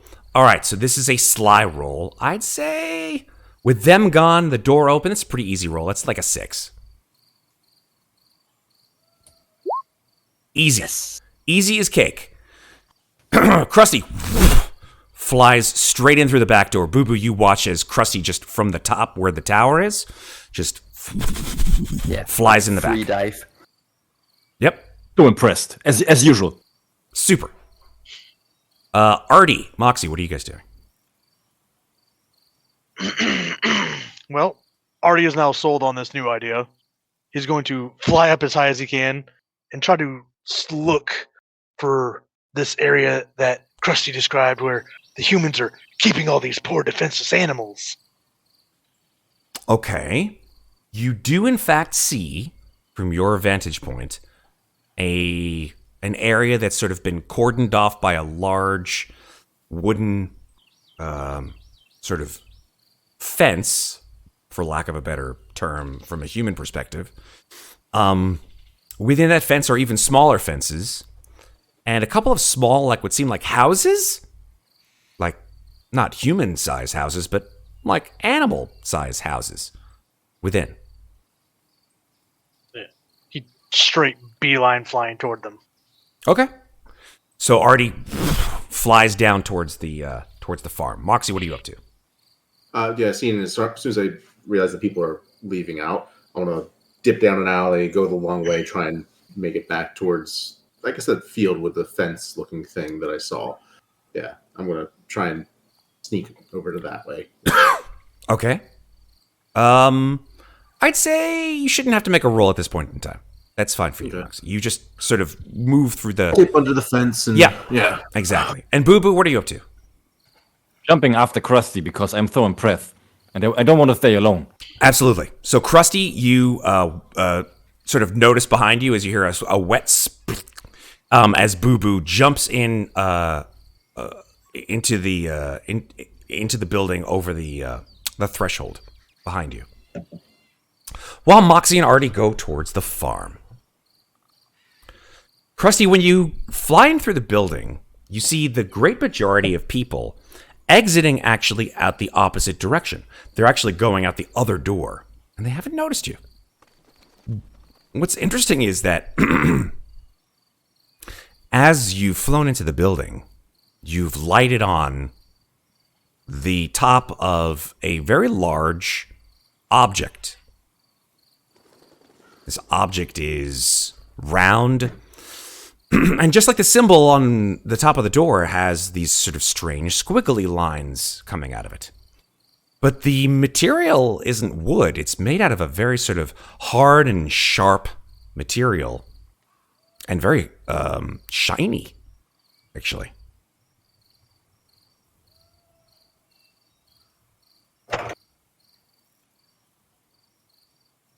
I go to... So I land on it, right? Yeah, you've landed on it. I'm pecking it and I'm like trying to understand what it is. Like, I don't know. It's cold, I suppose? Yeah, it's pretty cold, I would say. Yeah. And I start wiggling to see if I can move it. Oh, it's very hard to move. Humans. So weird. Is there anything else to see in the room? Yeah, I mean, there's a lot of they seem like really long chairs made of wood, and they're all sort of facing you for some reason or another. Like they're all sitting down. If they were to sit down, they would be sitting looking at you, or maybe this thing that you're perched on. Something else that you note is that directly below where you are, like right in front of you, there's a big, like, stone block. I just land on it and tap it. You tap it hard. Yeah. Hard as stone. Okay, this is just too weird. But nothing specific, like all the humans are gone. The humans have certainly started to filter out, yeah. If I don't see the hunter, I'm just gonna go outside again. Okay. You turn around, you see Bubu sitting there. He's sort of filtered in behind you. Bubu, what are you doing? Is there by any chance something like you said, something like a stone thing standing there, like a basin or something, like with water in it for certain purposes or reasons? You know what? I think there would be. Yes, there would be a small metal plate on top of that stone block, and it's full of water. If there would be water, that's my thing. And we have been on the road and in the woods a long time, and the wet grass, it was a long time ago, and I feel kind of, not wet, and whatever the opposite of not of wet is I'm feeling that. Yeah, not And wet. I want dry is the word that Bubu is searching for. He's not very clever. I'm sorry. He's a toad. Totally. And he wants to jump up there and just have a quick bath. Yep, you jump in. I don't think you need to make a roll for it. Crusty, as you sort of turn, you hear a sploosh, and then Bubu is he's sitting in this bowl, this metal bowl of water. Just rub-a-dub-dubbing. Crusty's looking really confused. He goes like, The toad is just giving you a quick thumbs up and jumping out again. Your moisture levels have risen precipitously, Bubu. You feel like a new toad again. I feel good. Yeah, you feel... I'm certainly glowing. It's very strange, Bubu. You feel like a lightness to you now. Very, very weird. Like, you look at your hands. There's like a sort of a strange sort of like glittering to them. Like an 80s montage. Yes. Just Yes, exactly.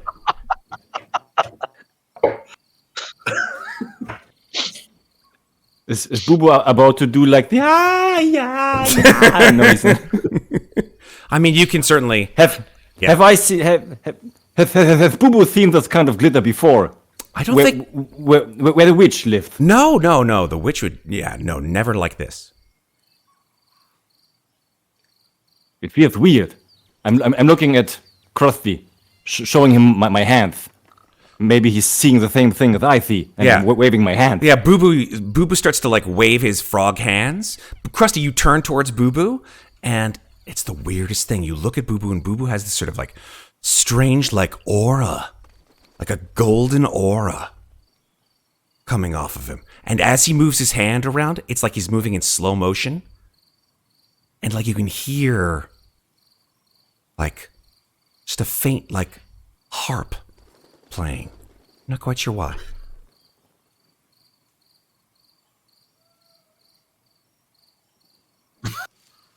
My croaks have never sounded so angelical to you, to your birdie ears. Mm-hmm.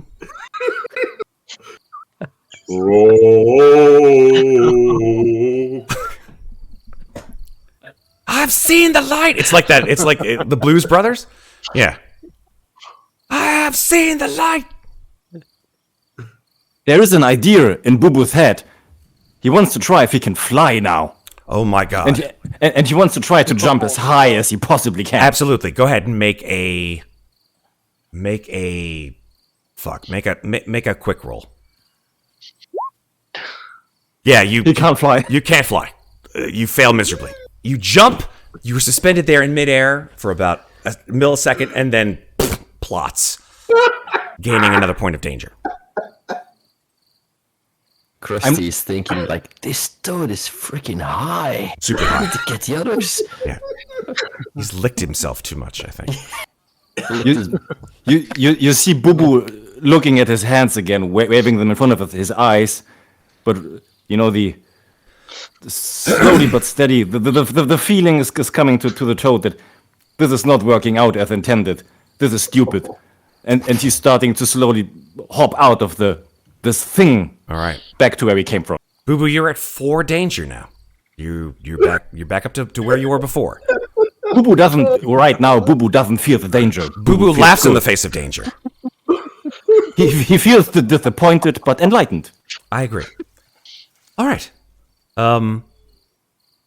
Whatever religious significance you want to make of this particular situation, Crusty and Bubu, that is completely and totally up to you. totally. Moxie and Arty. Switch over to you. Moxie, you trail around the house. Arty, you fly to within landing of the farm, or of the farmyard, I should say. You also note that next to the farmyard, there's a large building that smells to you of horse. So it's very clear that these are where horses seem to live. You're not quite sure why, but maybe it has something to do with humans and their obsession with horses pulling them everywhere. Lazy bastards. Yeah, within the farmyard, you do notice some animals. See some animals that are awake, and you see some animals that are sleeping. Who's awake? Yeah, within the... I'm gonna roll a d10. Who's awake? Okay. A rat! Of course, that makes total sense. So, this is great. So, Arty, as you fly and land on a nearby slat of wood, you see a big fucking rat just like sort of squeeze its way out of a hole in the wood, sees you and goes and fucking freaks out. And What do I hear? you hear fuck, fuckity, fuck, and just fucking runs. Another night. Artie's gonna see if he can find any other kind of like avian creatures on this farm. Okay, let me think. I don't think that this particular farm has like carrier pigeons or something like that. No, like chickens, Oh, roosters, chickens! geese, That's right. ducks. Of course. I don't think that they would be awake, but I would say take your Well, they're pick. about to be. Yeah, no. I would say chickens definitely asleep. Geese, duck, sleeping. He's gonna go around and do his best to wake them up like, brothers, sisters of the feather, the hour is upon us. Your time of freedom has come. Okay. Rise up against these human bastards. Holy shit, you're proselytizing and inciting a revolt. Okay, that's cool. Yes. I will say it's time to make a roll for that, sir. By the way, just a clarification of what I think the rules, because it's not exactly clear. It says if you roll equal to or under your danger, you're in serious trouble, which means that that's with the modification, not just the roll. Okay, so if you rolled a 3 and you have a danger, but you have a modifier of like a +2, that's still over your danger if your danger is 4. Make sense? Just for people in chat who want horrible things to happen to you all, just saying it out loud. It's okay, Red. It's okay. That's fine. Red wants chaos. It's fine. We're gonna bring the chaos. Arty, I'm gonna say, I'm gonna say that this is a clever roll. Good choice. Clever, and I'm gonna say this is a. Okay, well, it was gonna be a 7, but hell, looks like you beat my roll with an 8. Arty, as you scream out your epithets of war against humankind, you see these geese and chickens and ducks all begin to sort of rub the sleep from their eyes. The geese sort of awaken and go, what's happening? I don't understand. And the chickens, I don't even, who is this guy? I don't even know who he is. And the ducks, the fuck is happening, man? What's going on? I don't understand what this guy's all about, but I never liked those fucking humans anyway.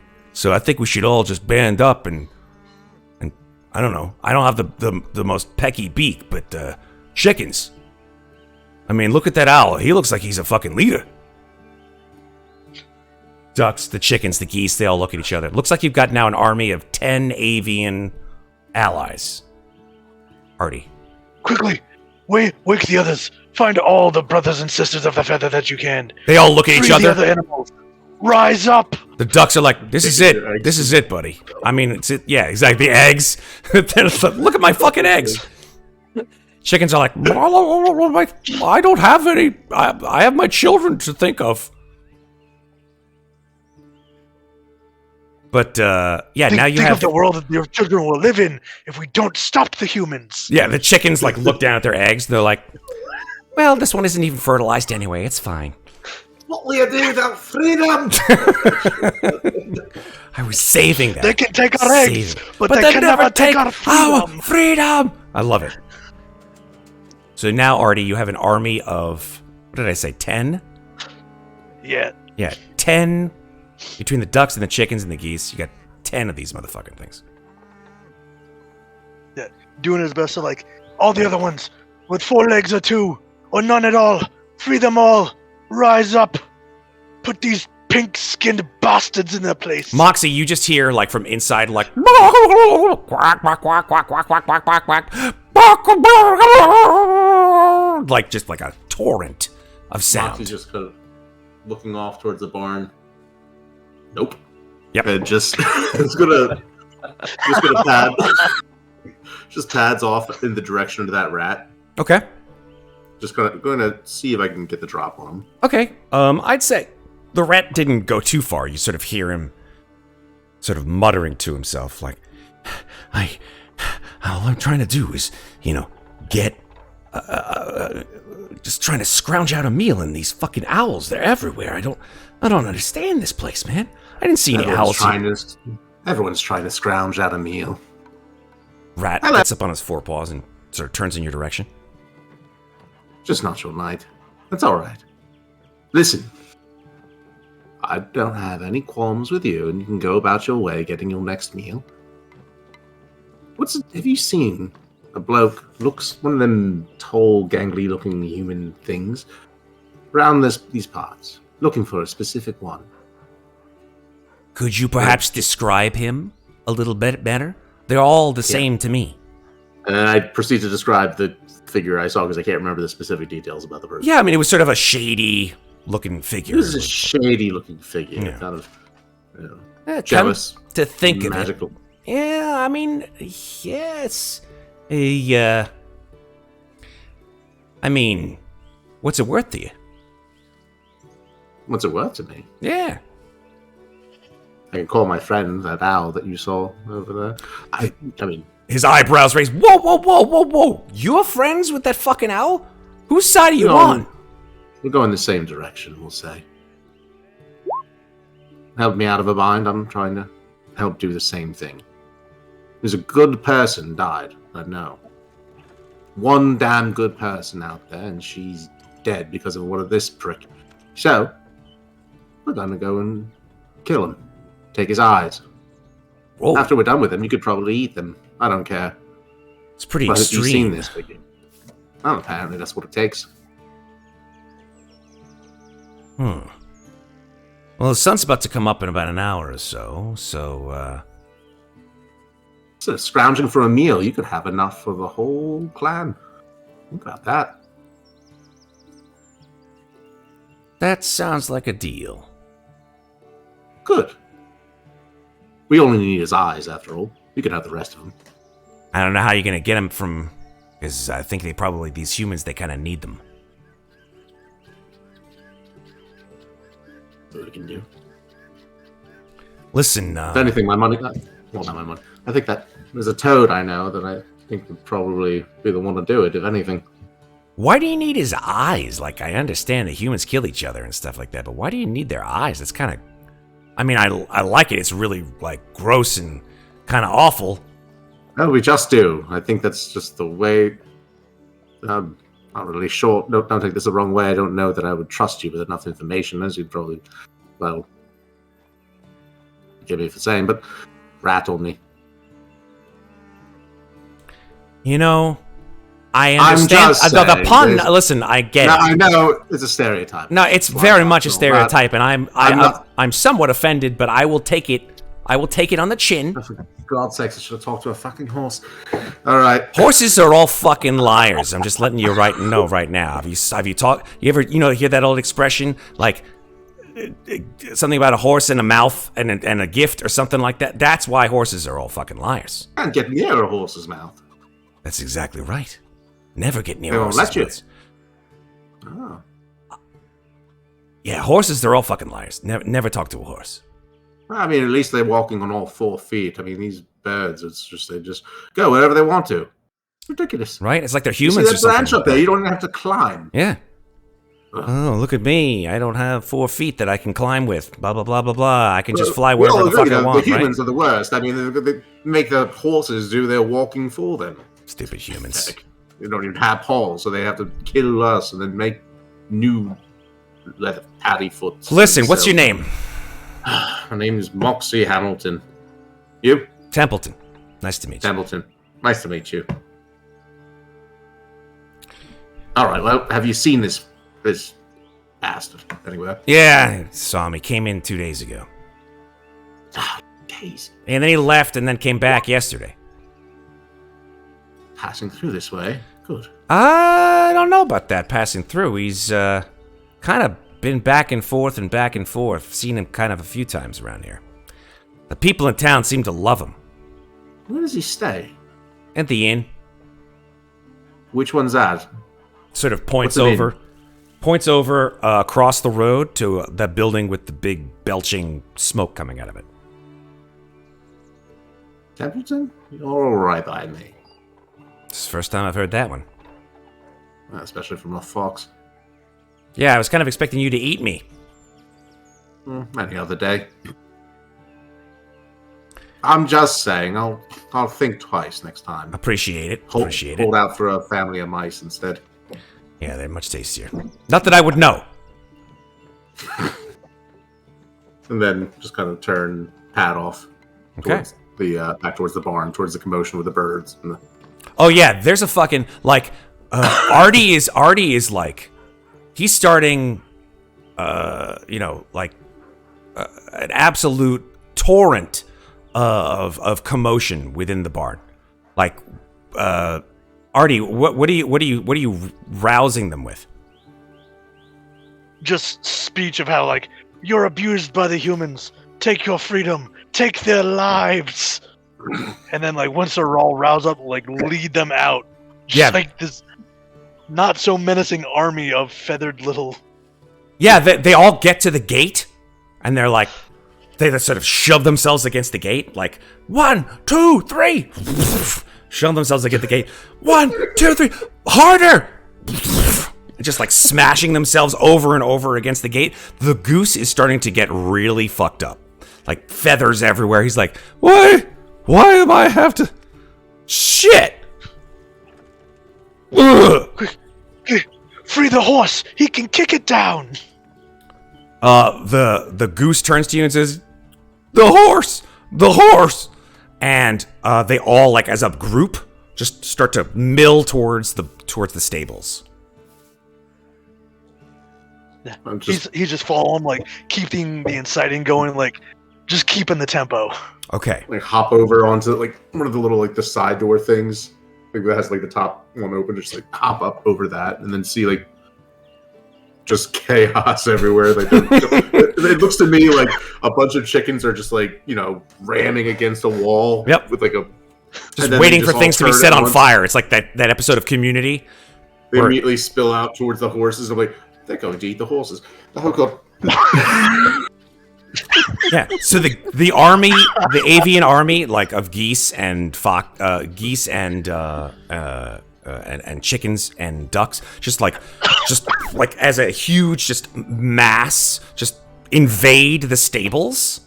Fucking Zerg rush of chickens. Yep, Zerg rush of chickens, and they're just like, and inside you hear the horses just going, "You fucking keep it down, dude! What the hell? Trying to sleep in here? What the hell's going on out there? There's fucking chickens." Arty, you hear just the horses going.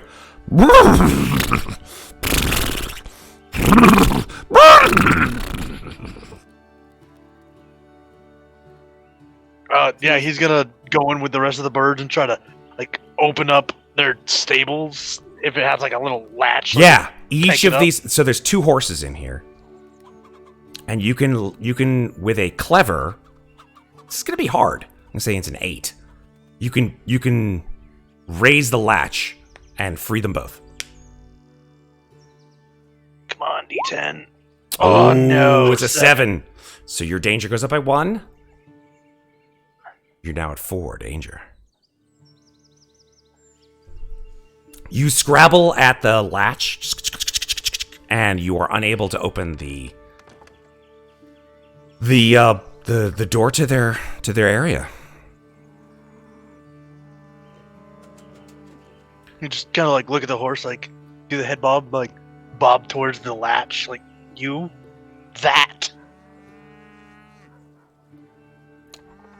All of the chickens and geese and ducks are like standing right outside the horse's area, and they sort of like look at you and say, "Why? What are we supposed to do now? What is going to happen? We can't open the horse's door." We have to find a way to free them. Convince them to come with us. I don't speak horse. None of us speak horse. What do you mean? They can speak? I mean, they make noises. Yeah, but they don't understand us. They're just dumb things that carry the humans here and there. They don't get to speak like us. Well, they don't have to be smart. They can be angry. Good point. They don't have to carry the humans anymore. Good point. Dumb, angry monsters. Yes. Exactly. On our side. Using the proletariat as cannon fodder. All right. This is Just every revolution. Yep. this is every revolution. Yes.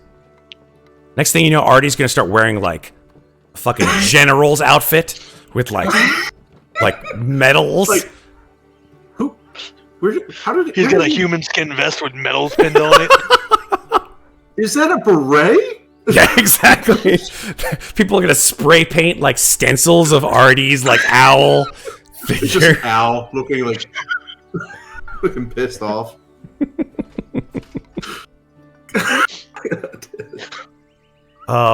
Yeah, obey like underneath it. Okay. So yeah, the horses are just staring at the avian army. Moxie, I think, is looking at this ridiculous turn of events, and raise one paw as if to say, like, the fuck? We're gonna stop there, and we're gonna flip back to Crusty and Bubu, who have just come out of what we now know from our perspective is a church. And I think at that time, like, we're beginning to see the sort of faint rays of the sun sort of glowing pink on the horizon. Do we hear the commotion?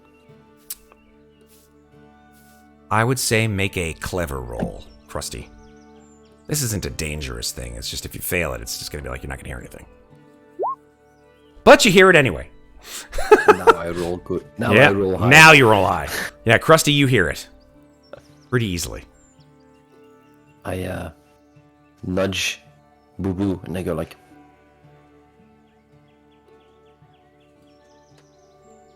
Bubu is tripping, man. Super Bubu tripping. sees Bubu sees glowing things all the time. Oh no, 100%. His yeah. From your perspective, like the world is glowing, not just you. Like everything has this sort of golden sheen to it. You just see that his pupils, one pupil to the right, one to the left, and they're bigger than usual. man, oh man, I gotta find the others. Come on, Bubu, come on. Bubu, you recognize the cause that Crusty makes are cause of frustration. What he's frustrated about, you have no idea.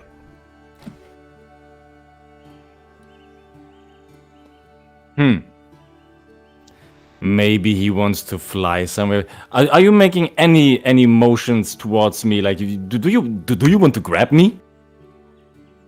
I'm thinking, is how big are you? I'm big. Like I don't know how. like toads are about that big. I could try. I could try to grab you and fly towards the chickens and the geese and. So yeah. Okay. You see me moving up?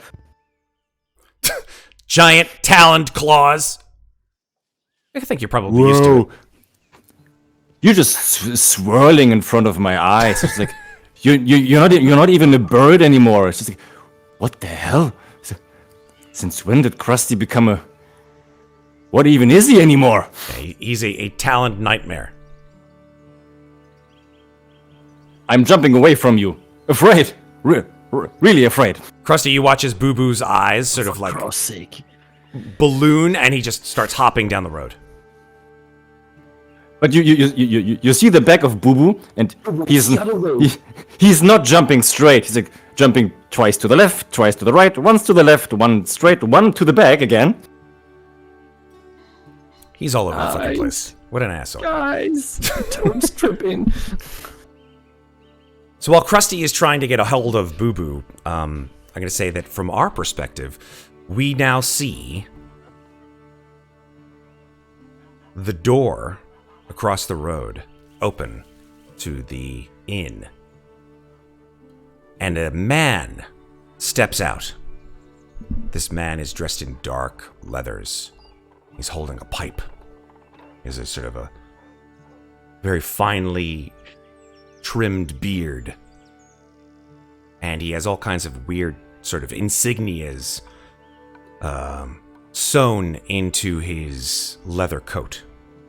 As he takes a draw on his pipe and then exhales, you see that this smoke that comes out of him begins to take sort of strange shapes, begins to fashion itself into a dragon, and then changes when he moves his hand towards it, and then it changes into an elephant, and he changes it again, and it turns into a goat. And he smiles and he closes his hand around it, and then opens it again, and there is a tooth there. He sort of smiles, looks down at it.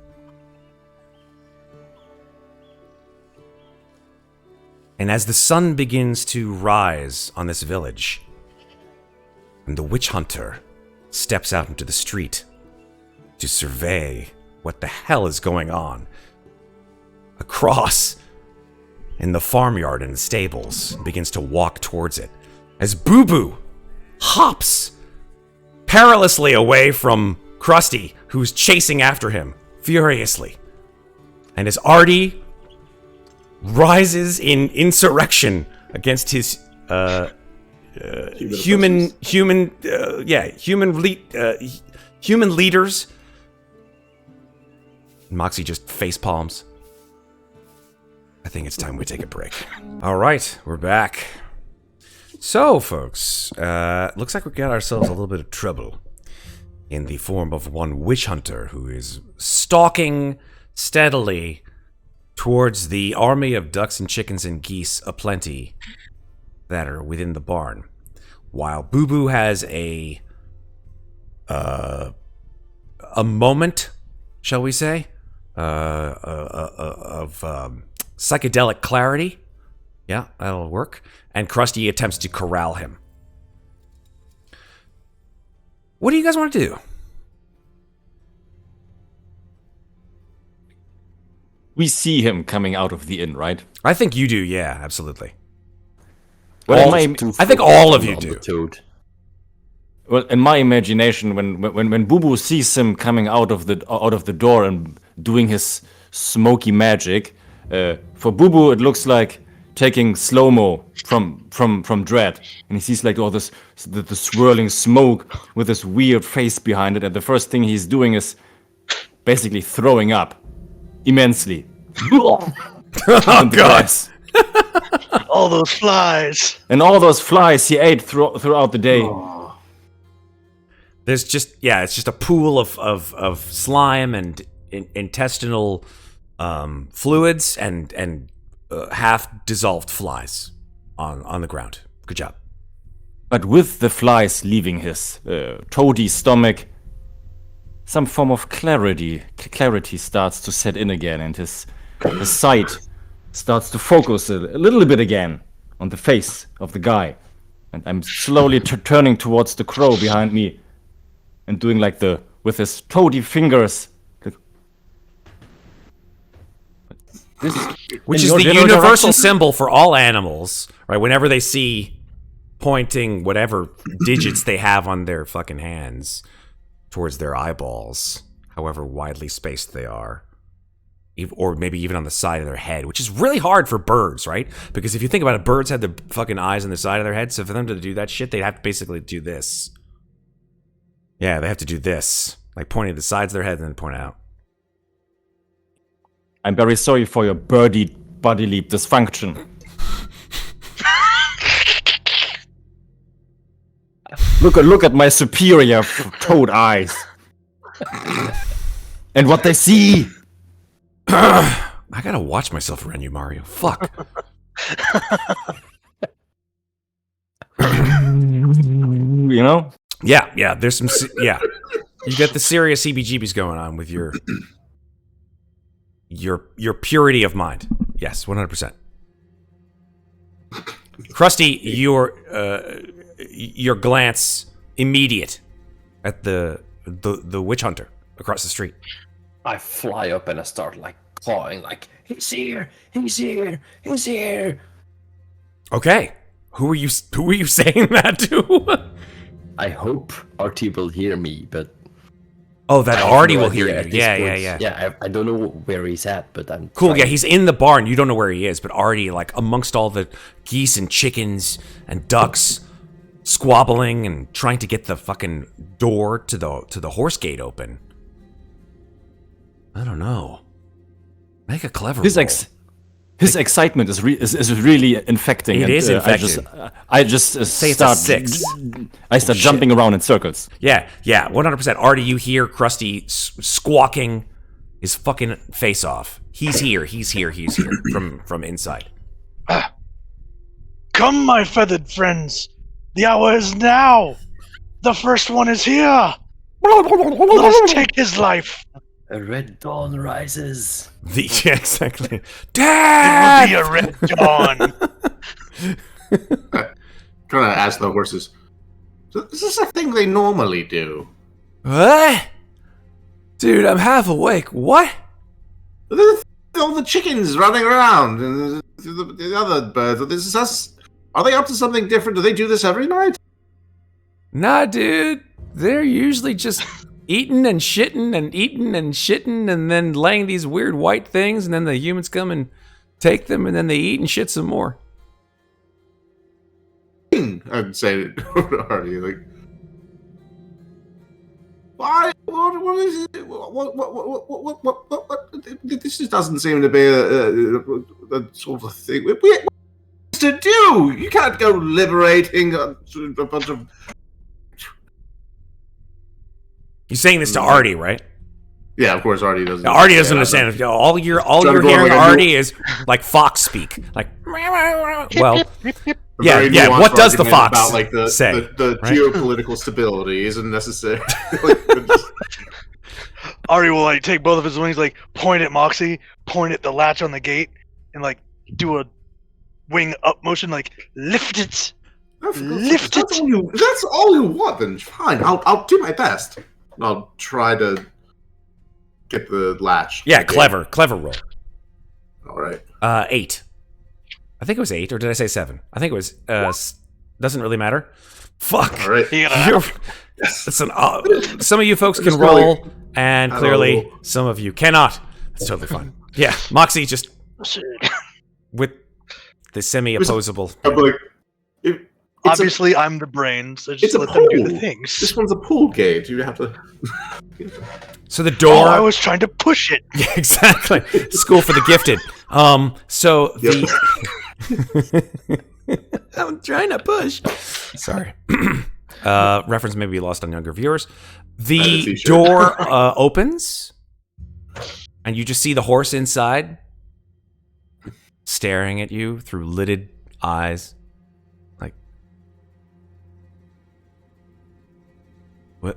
what's going on? Come. I think he's not going to let you sleep until you go out and see what he wants to show you or something. They seem agitated. I'm terribly sorry about You see the horse just showing all these teeth.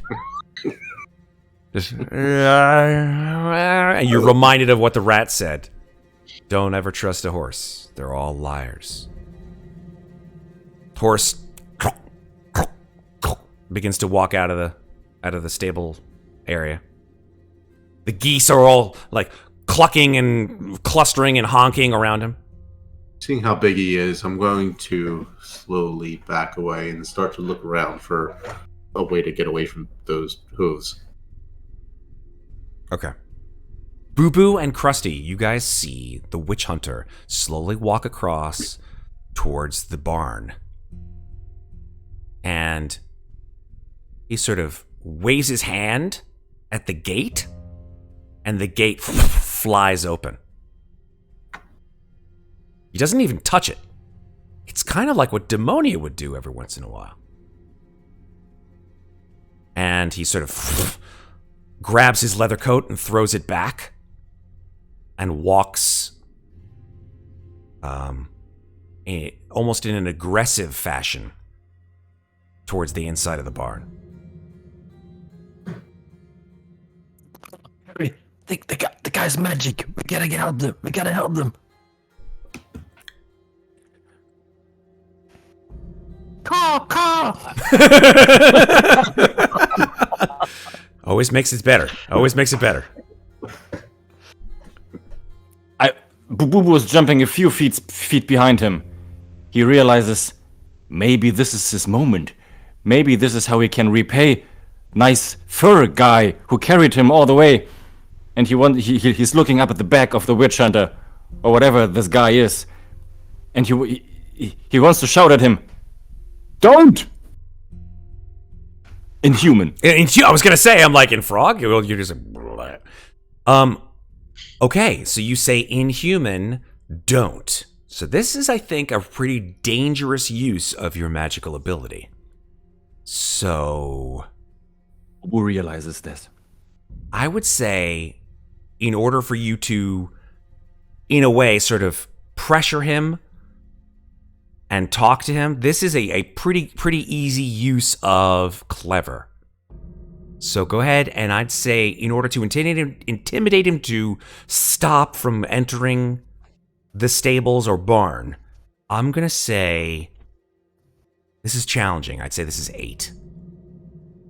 And this is a magical use. So that's a 4. Okay. And out just comes a... So yeah, it fails to work. You don't speak human. It just sounds like half toad, half human. half throwing up again. Yeah, maybe that's the problem. So you're at 5 danger points, dude. 5 danger points. That means he rolled under. Oh, no, wait, because it was at 4 before. Equal or under. Wait, you need to... Did he have 4? He had 4, that's right. So now he's at 5, so that was equal to his current danger level. Oh, dear. Who would just want to help? So, so Bubu, here's the repercussions of your action. The figure turns as you go. And the figure turns, and you see his face. It's sort of a scarred and grizzled visage with a very finely trimmed and pointed beard. And he grits his teeth, and you see one of them is missing. Like, right here. And he takes his fingers out like this. In your direction, Bubu, you feel yourself like feeling very strangely compressed as he does this. And you feel yourself like getting squished. And Bubu, you feel the worst pain you've ever felt in your whole life. It's like the opposite of getting air blown up my ass. Wow. Can a toad fart? And Bubu, as you are compressed into unconsciousness, the worst croak comes out of you from the other end and just sounds like a dying foghorn. I don't even know what a foghorn sounds like. It sounds like a frog horn. Yeah, it's like... And ends with a big fart. Crusty, you watch as Bubu gets absolutely compressed. You see all his arms and limbs come into his body, and then he just sort of curls up and then lands on his back. And he's either dead or unconscious. after the fart, Yes. just the tiniest sprinkle of yellow glowing dust. Love it. Love it. But from behind. From behind, yes. Just a little bit, just out of the boot. Oh, it was another Ooh, that was a firefly. spicy one. That last firefly. Just Yep. a bit- Oh, no. So Crusty, yeah, the witch hunter seems to have some magical ability he seems to have used on Bubu, and Bubu's not moving. I want to try my unseen hand Okay. to trip him up. You want to trip him? Okay, so this is a magic use. I'd say this is pretty dangerous as well. I'd say this is a 7 challenge. On which one? Clever? Magical use to trip him? It may be a fierce. Let's double check on this. Fierce. Yeah, this is a fierce.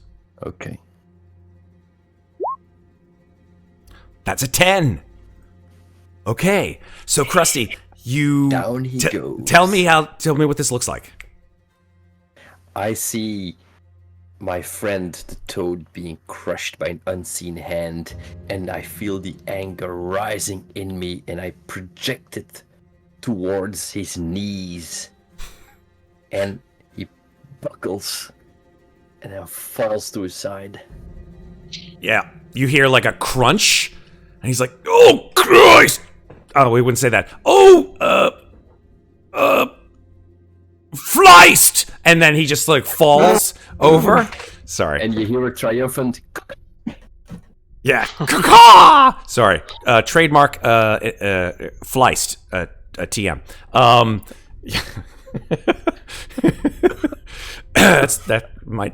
It's my new religion, folks.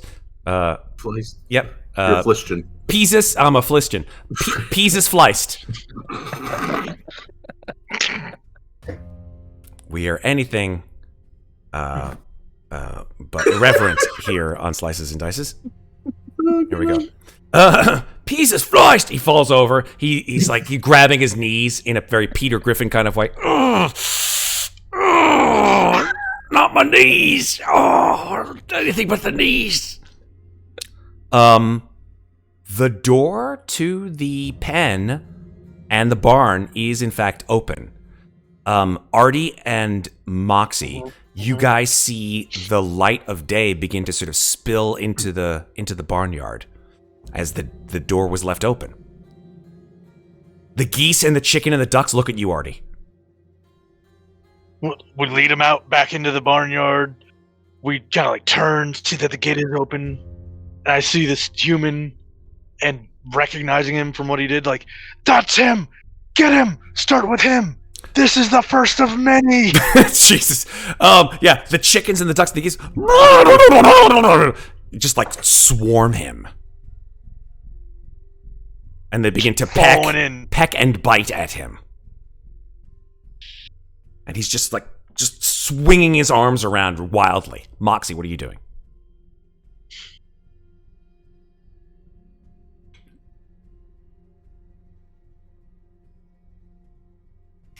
Sorry. You are lost in thought. That visual was too much. Moxie.exe has stopped responding. Moxie is kind of like hearing the commotion and going out and recognizing the witch hunter lying on the ground. Is angry and ready to go chasing after, but knows that it's not going to be able to do what he wants to do in the fray.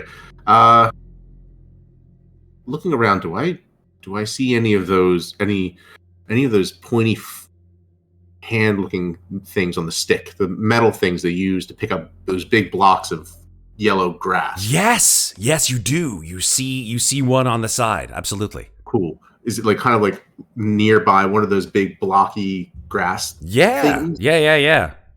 I want to try and prop it up so that the pointy things are kind of facing up at an angle. Okay. This isn't dangerous, but it is relatively challenging. I would say this is a clever roll. Yeah. And I'm gonna give you a tough one because this is easy for humans, but not so easy for animals. I'm gonna say a 9. Shit. All right. Try it. 7 plus. 7 plus. What's your clever? 2 for clever. 2. Is that a 9? You got it right on the That's dot. a 9. That's a 9. Nice. You got it. Nice. So I just kind of pick it up and prop it up. So now, kind of like between the guy in the barn that I think he's trying to get to is a. Okay. We're being raided. Oh snap! Hello, Raiders. Oh, nice. Bricarius. Welcome again, Bricarius. We meet again. And your wonderful raiding party. Hey, folks, we're playing The Witch is Dead, as you can clearly see. An RPG about murder. We're in sort of the last third of it. Our intrepid band of animals has found their quarry and are now attempting to pull his eyes out. So we'll see how well that works. Yeah. So pitchfork. Pitchfork. On the sticking up out of on top, like just kind of like sitting on a hay bale. Yep. It's good. Success. 100%. Perfect. Arty, your army of avian friends has just swarmed the witch hunter. They're pecking him. They're biting him. They're sitting on him left, right, and center. They're trying to lay eggs on him. It's not working out too well. He's swatting. His fucking arms are all over. He's like, yeah, fucking, what's going on? And like then you see, this is the worst part. Then you see just puffs of flame as a chicken lights on fire. He's just like, no! And the chicken like tries We're to not even flap. in Kentucky. The chicken lights on fire and starts to flap with his useless chicken wings away and just starts running all over the fucking street. And the witch hunter begins to get to his feet, but he's got a goose wrapped around his leg. He's got 2 chickens all over him, and he's just like in a various state of disarray. Artie's gonna fly in and try to like land on his face and like wrap his wings around him, just start pelting him with it, like pecking at his face. That is a fierce roll like you wouldn't believe. Okay, since he's being distracted by your army, I would say that's an 8.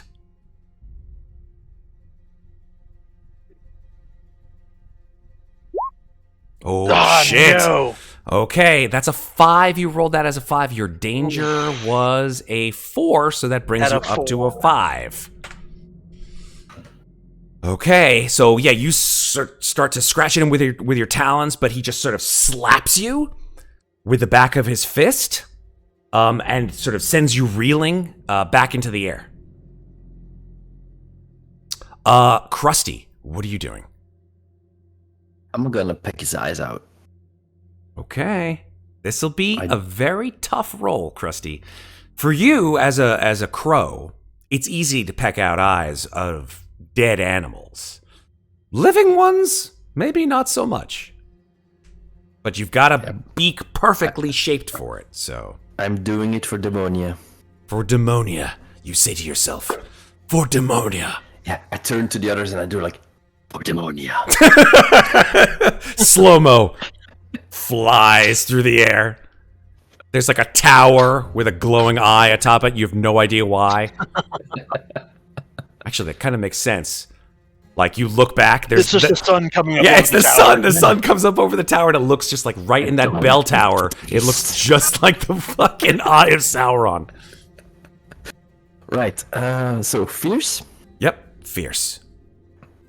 Wait, before you roll it, oh, well, it wouldn't have mattered anyway. That's a 4. What is your danger currently? Your danger is a 2. So okay, so you're going up to 3. Yep. So you aim like a missile straight at this witch hunter's eyes with your mouth open to try to pull his eyes out with your beak. And he sort of throws a goose off, stomps on its neck, and you hear, "Oh, God!" And then he just puts out his hand and stops you mid-flight, Crusty. And then, like, you feel like you're being held by a very strong, like, wind for some reason or another. And he says, "Ah, you're one of her fucking minions, aren't you? You came after me, didn't you? You'll never get me eyes. And then he throws you, and you sort of falter in the air and land on the ground right next to Arty. All right. Arty, we need a new plan. I brought an army. It's not working. We need to try again. You're down by 2, Arty. You've got 8 animal friends left. Good. Look towards Bubu, and kind of gesture to, go like this with a tongue, and like pull, like going out, but trying to, and I'm just saying like, but not yet, wait. And I run off to try to scamper towards the fray to make a growl and try and like see if I can taunt the witch hunter and draw him back. Okay, I will like, say that kind of in the direction of the barn. I'd say that's a clever roll. Right. I'd say that's a 7. All right. Ooh. 10. Okay, so tell me what this looks like. So just in the middle of the fray, he stomps on the goose and all that, throws the thing, and then I just let out like my most savage yip and kind of stand there at the open gate. And there's just, in the glow of the firelight from the town, he just sees 2 glowing fox eyes and teeth bared.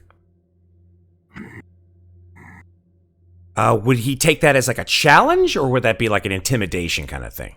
As a challenge, come follow me. Oh shit. Okay.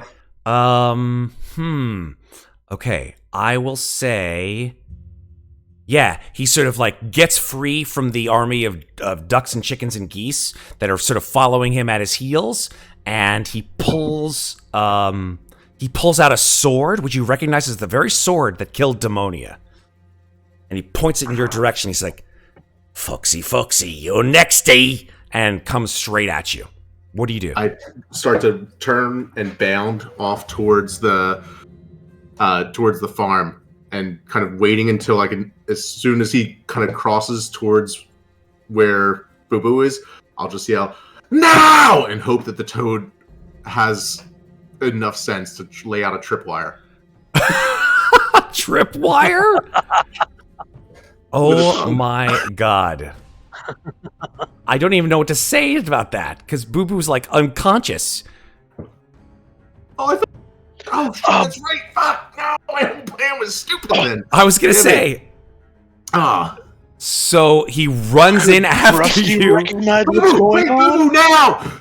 Bubu now, and then you look and you see Bubu's just like, You just hear the slightest of. just like little fart sound. At this point, Moxie just kind of like, Moxie's eyes go wide and realizes I've made a terrible mistake. Oh no, God.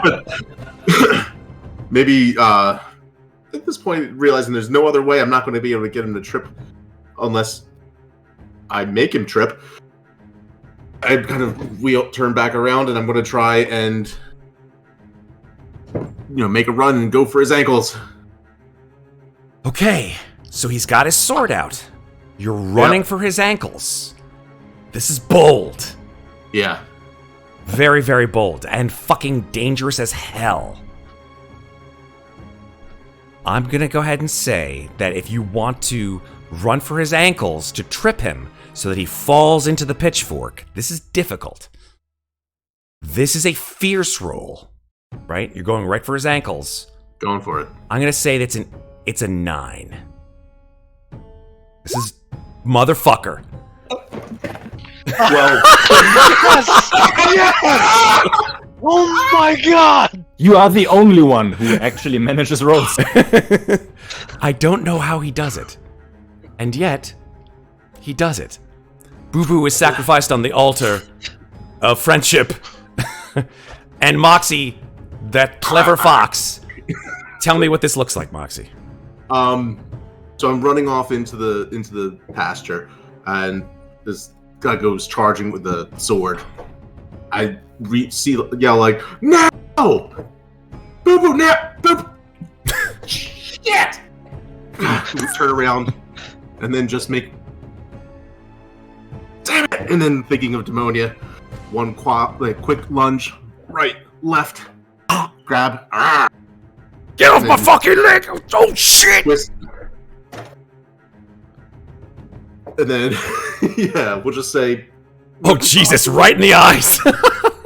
Through the back. Those. Two little olives. Oh, that's amazing. Yeah, he looks like yeah, his eyes. Yeah, he's a full-on back of the head cocktail at this point in time. He falls to the ground after being just skewered right through the head, and the glow around his hand fades. And the eyes, his perfect green eyes, jut out through the back of his head. And just one last thing, like, just fuck it. I guess like I would do something, use my spell to speak human, something along the lines of, you never stood a chance. You use the spell to say that? Yeah, use the spell to say something, just something fucking cool. Cool. When like, you Demonia sends her regards. Demonia sends her regards. When you, this is the interesting thing. So so the geese and the ducks, they all sort of fall in to the barn. The horse just stands there staring like its mouth open. The geese and the ducks are like, everyone's staring. And then Moxie opens his mouth and says this phrase in human. And from the back of the barn, a voice says, well, shit. I guess I won't be getting that spell book after all. And you see, standing in the doorway, a woman dressed in a perfect yellow gown with a symbol of a circle with little squiggly lines coming out of it. And she says, you're her familiars, aren't you? And you understand her.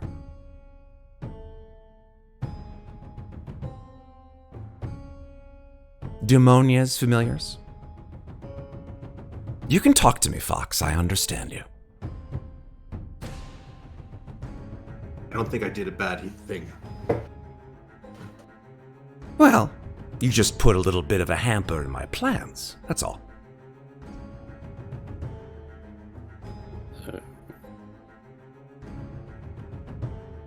Crusty, you sort of like look strange at this person who's just come out of nowhere in the barn.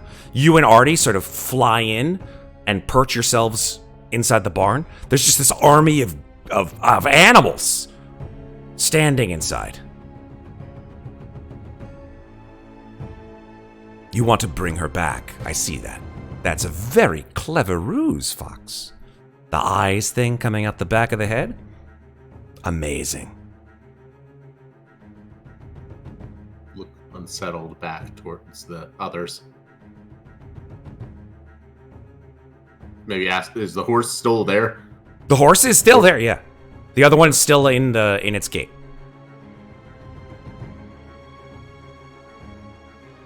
Sure, whether to ask. I guess I would ask the horse, who is she?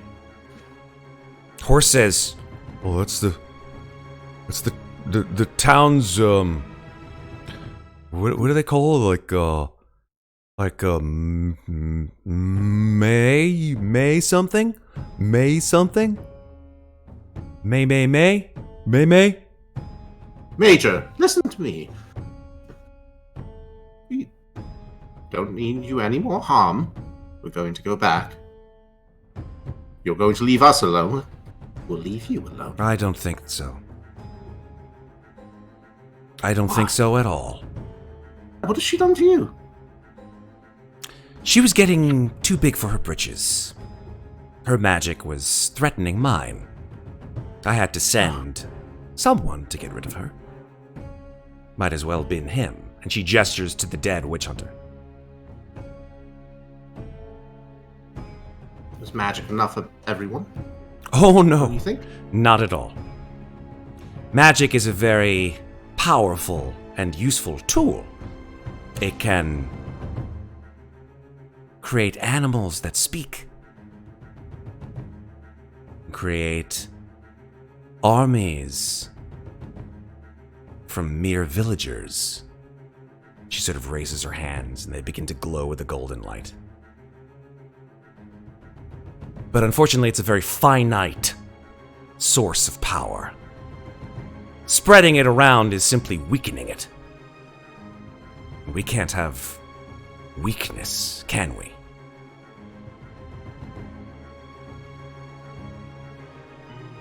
I think there's more things than strength and power. Being a clever fox, for one. Well, I'm going to yeah, go ahead. jump up, grab one of the eyes, and kind of paw the other one off, Okay.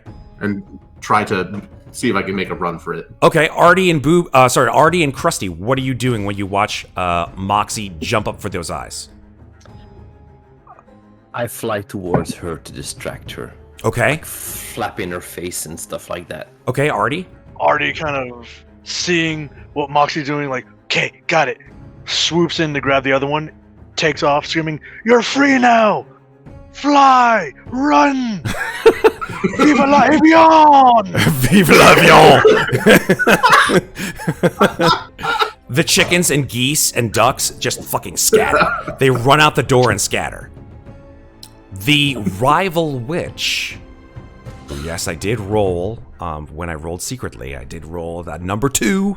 A rival witch set her up, which means that they set up the entire murder. The witch looks down the road at the form of Bubu and says,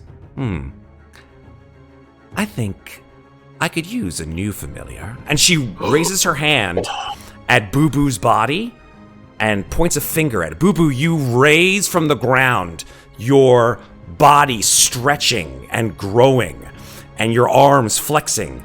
And now you have taken on a massive, giant toad form. You're like the size of a big fucking dog, but you're a toad. Oh god, oh no. I was already on my way to where the tadpoles are.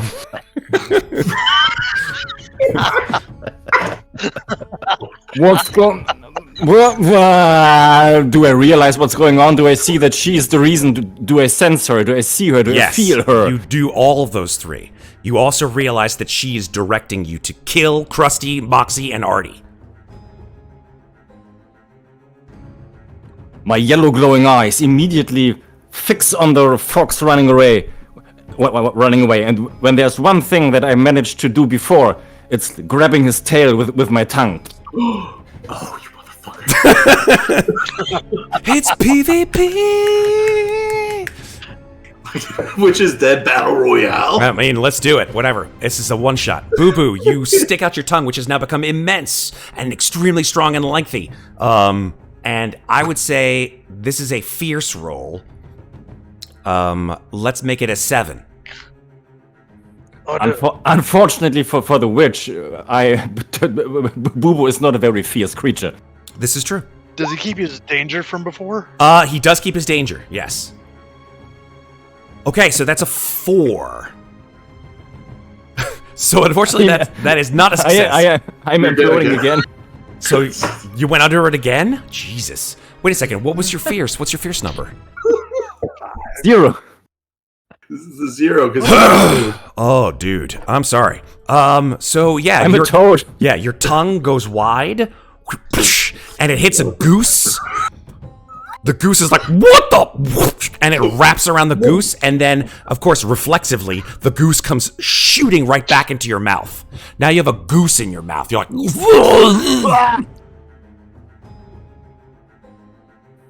You don't taste at all like Firefly. So you guys know now, just from this sort of trajectory of Bubu's tongue, that it was aiming for Moxie. Moxie has both of the witch hunter's eyes in his possession. Crusty and Arty, what are you doing?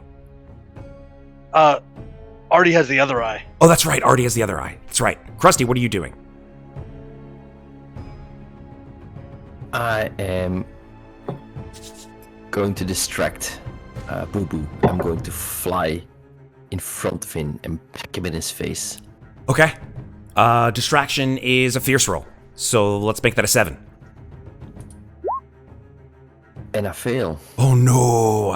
Is that above your below your danger level? I am now at 4. Okay, so you're now at 4, but you rolled a 4, so that was just above your danger level. So you're at 4 danger. So you fly at Bubu. Bubu, how do you defend yourself from Crusty?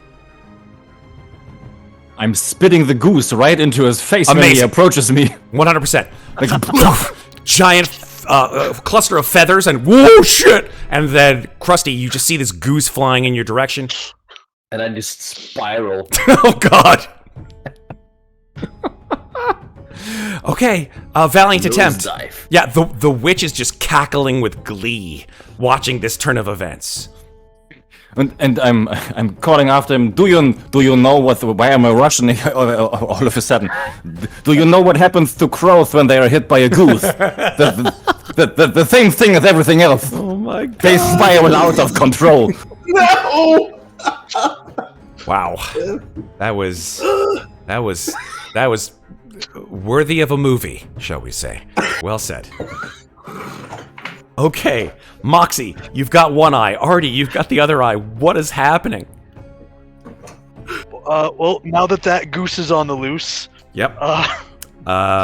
just Yep. booking it back the way we came. Like, Okay. I got the eye. This is all that matters.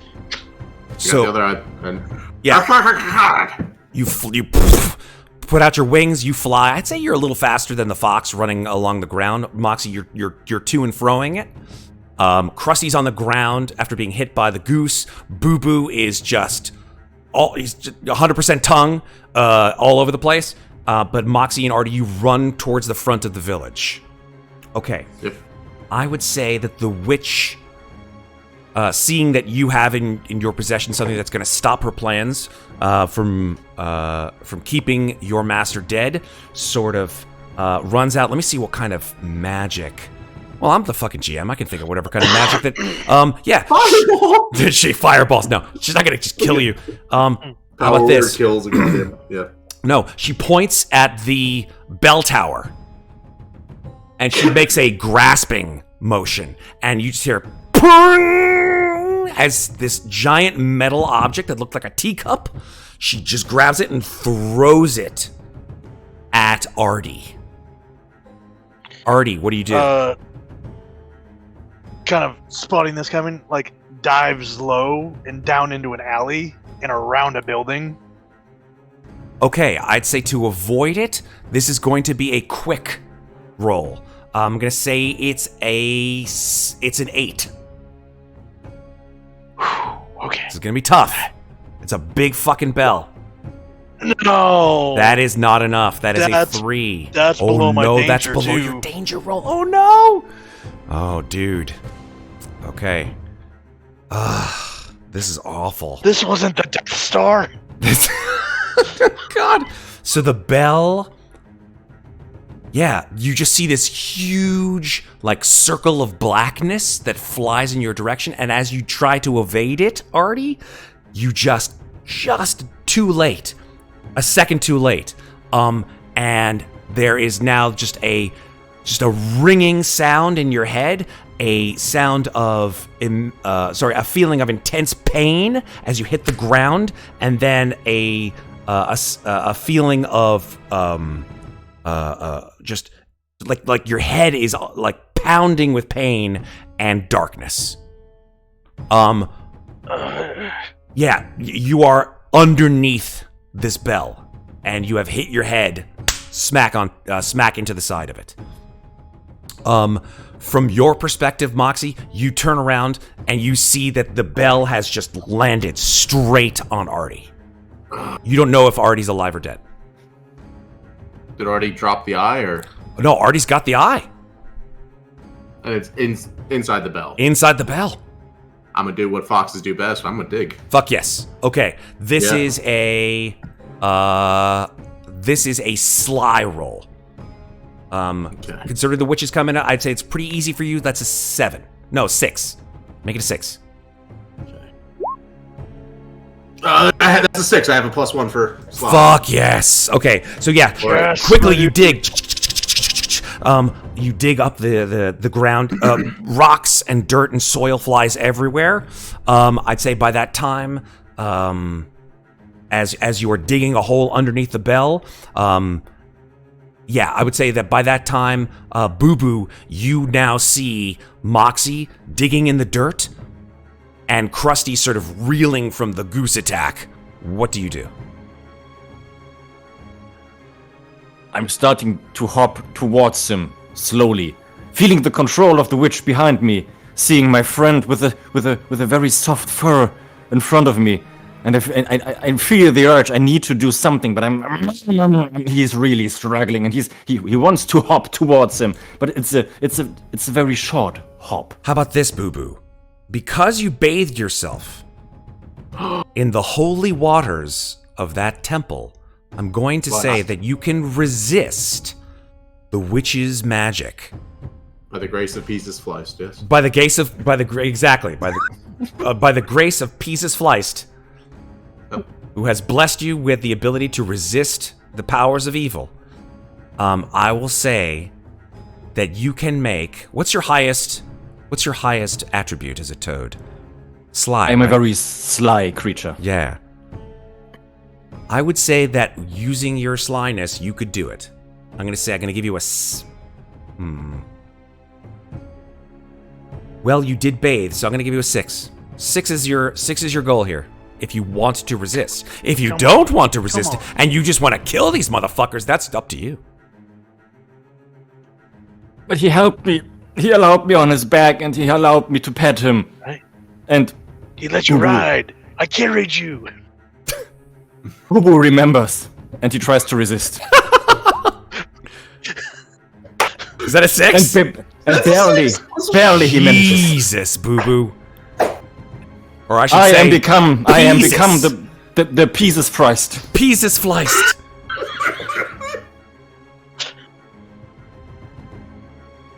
Oh my goodness. And I'm turning towards the witch and showing her my tongue. The witch is absolutely, shocked.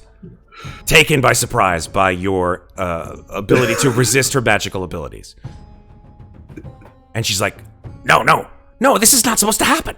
No, you're my familiar now. And you see that this sort of visage of her, this woman dressed in these golden robes, it sort of dissipates. And you see that she's wearing sort of horrible, rotten rags. Her face is pockmarked and covered with sores.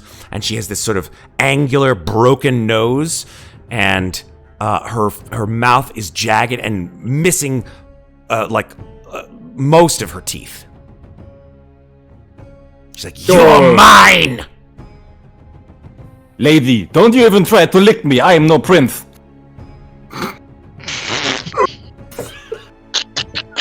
I want to hop towards the fox and help him as best as I can. Okay. Moxie? Quick fox, the ugly lady is coming. Moxie's still in his jacked super frog form. Yeah, he's still jacked. He's still a giant frog. She has polymorphed him permanently into a giant frog form. Or giant toad, I should say. Oh yeah, Totosaurus Rex. Battletoads. Moxie, Bubu. by the time you get through, and Bubu is now just sort of next to you, this giant, huge toad. Yeah, that you are now looking up to, exactly, as you finish digging under the bell.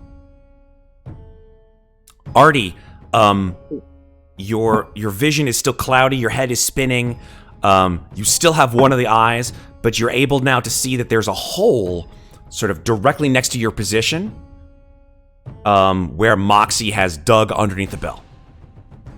Is it big enough to squeeze through, or? I'd say so, yes. Because you're Right. you're smaller than Moxie. He's gonna shuffle out, drop the eye, or roll it towards Moxie. Pick it up. Nod, and just spread his wings and hop on top of Bubu. This is amazing. Two eyes in my mouth, so it looks like. I want to grab the fox. You want to grab You ride on me now. Wow, this is a real homeward bound moment.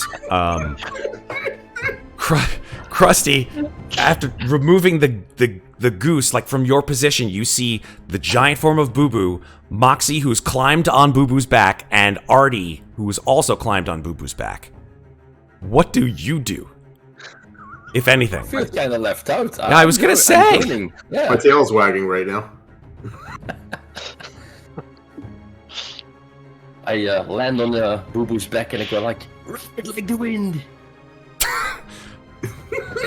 Wow. Okay. So I would say, as you hear the screech of the witch screaming, "No! You'll be back! I'll get you, you fucking animals!" And she sort of tries to think of the ending to her horrid speech.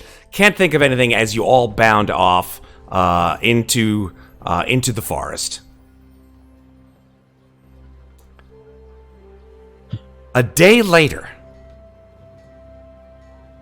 the four of you arrive at the hovel of Demonia with the eyes in your possession.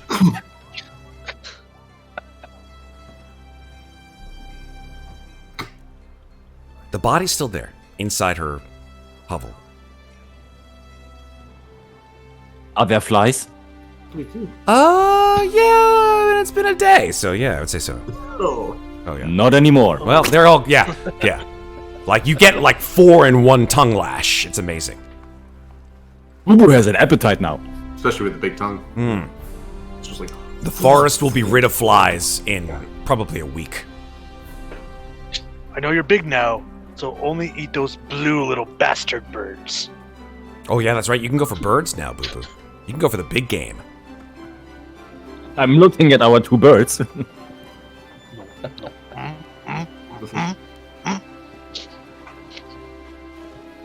Just a quick pat on the head. Nudge the eyes kind of over towards her hands. Okay. You don't know of the sort of magical spell, but you just know that with the eyes of her murderer in her possession, there is some kind of strange magic that will occur if each of you give, in your own words, in your own languages, a heartfelt plea to Demonia to rise once more.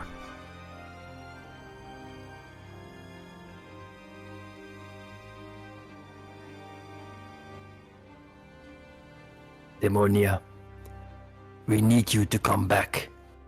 There is great evil in the world, and we need you to help us, to show us how we can defeat it. So please, come back. You begin to see sort of glitterings of magical motes surrounding her. Oh, Demonia, you took us in, loved us, taught us magic, kept us safe. If it wasn't for you, the fire of the revolution never would have had the spark to begin.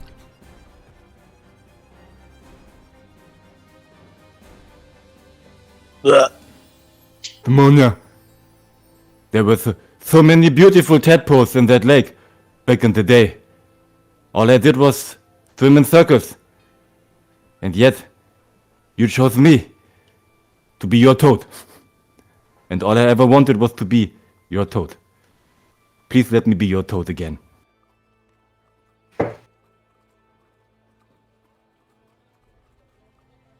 Demonia.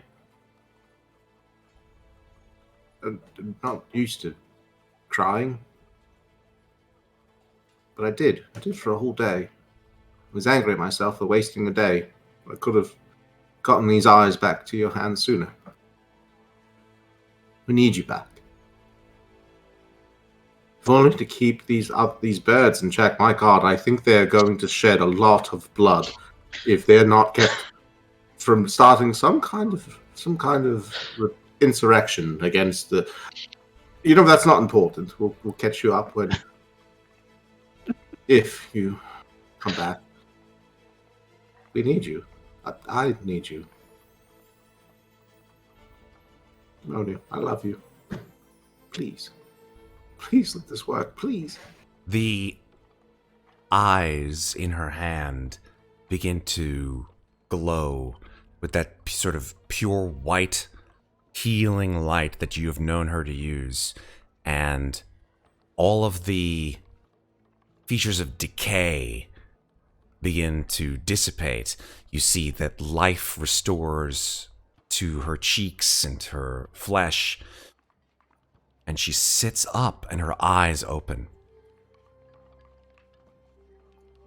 She looks down. The desiccated eyeballs fall out of her hands like two small jelly beans onto the ground.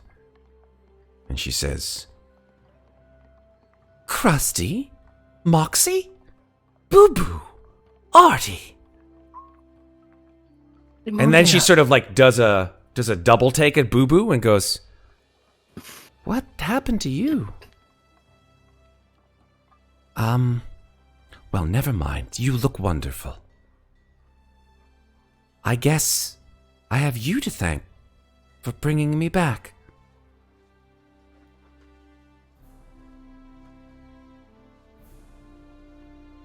If what I think is true, we have much work to do to protect ourselves and the forest. Dare I say it, this world, from those that would try to harm us. But this is as good a place to start as any. Now come inside. I'll get you all something to eat. And she waves at the door to her house, which magically opens. And she gestures the four of you to go in.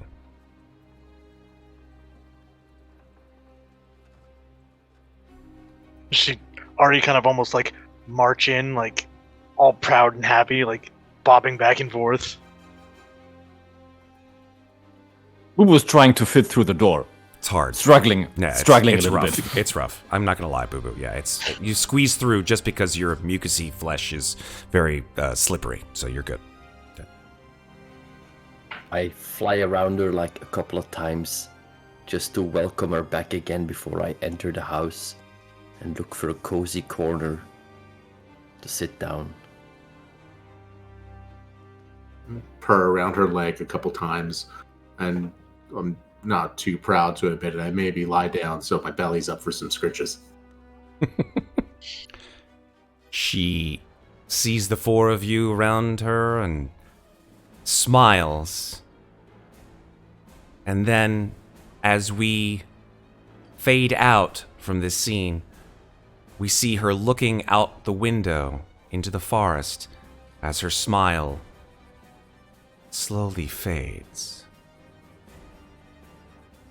And that is where we are going to stop our story for tonight. Gentlemen, it's been a pleasure to play this fucking game with the four of you. Yeah. Man, Thank you. who knew an RPG about murder could be so sweet good. and fun at the end?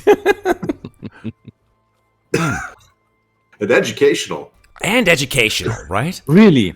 Yeah. About socio-political agendas and Last night in revolutions Austin. Yeah. and religious freedom, and and please us fleist. There we go.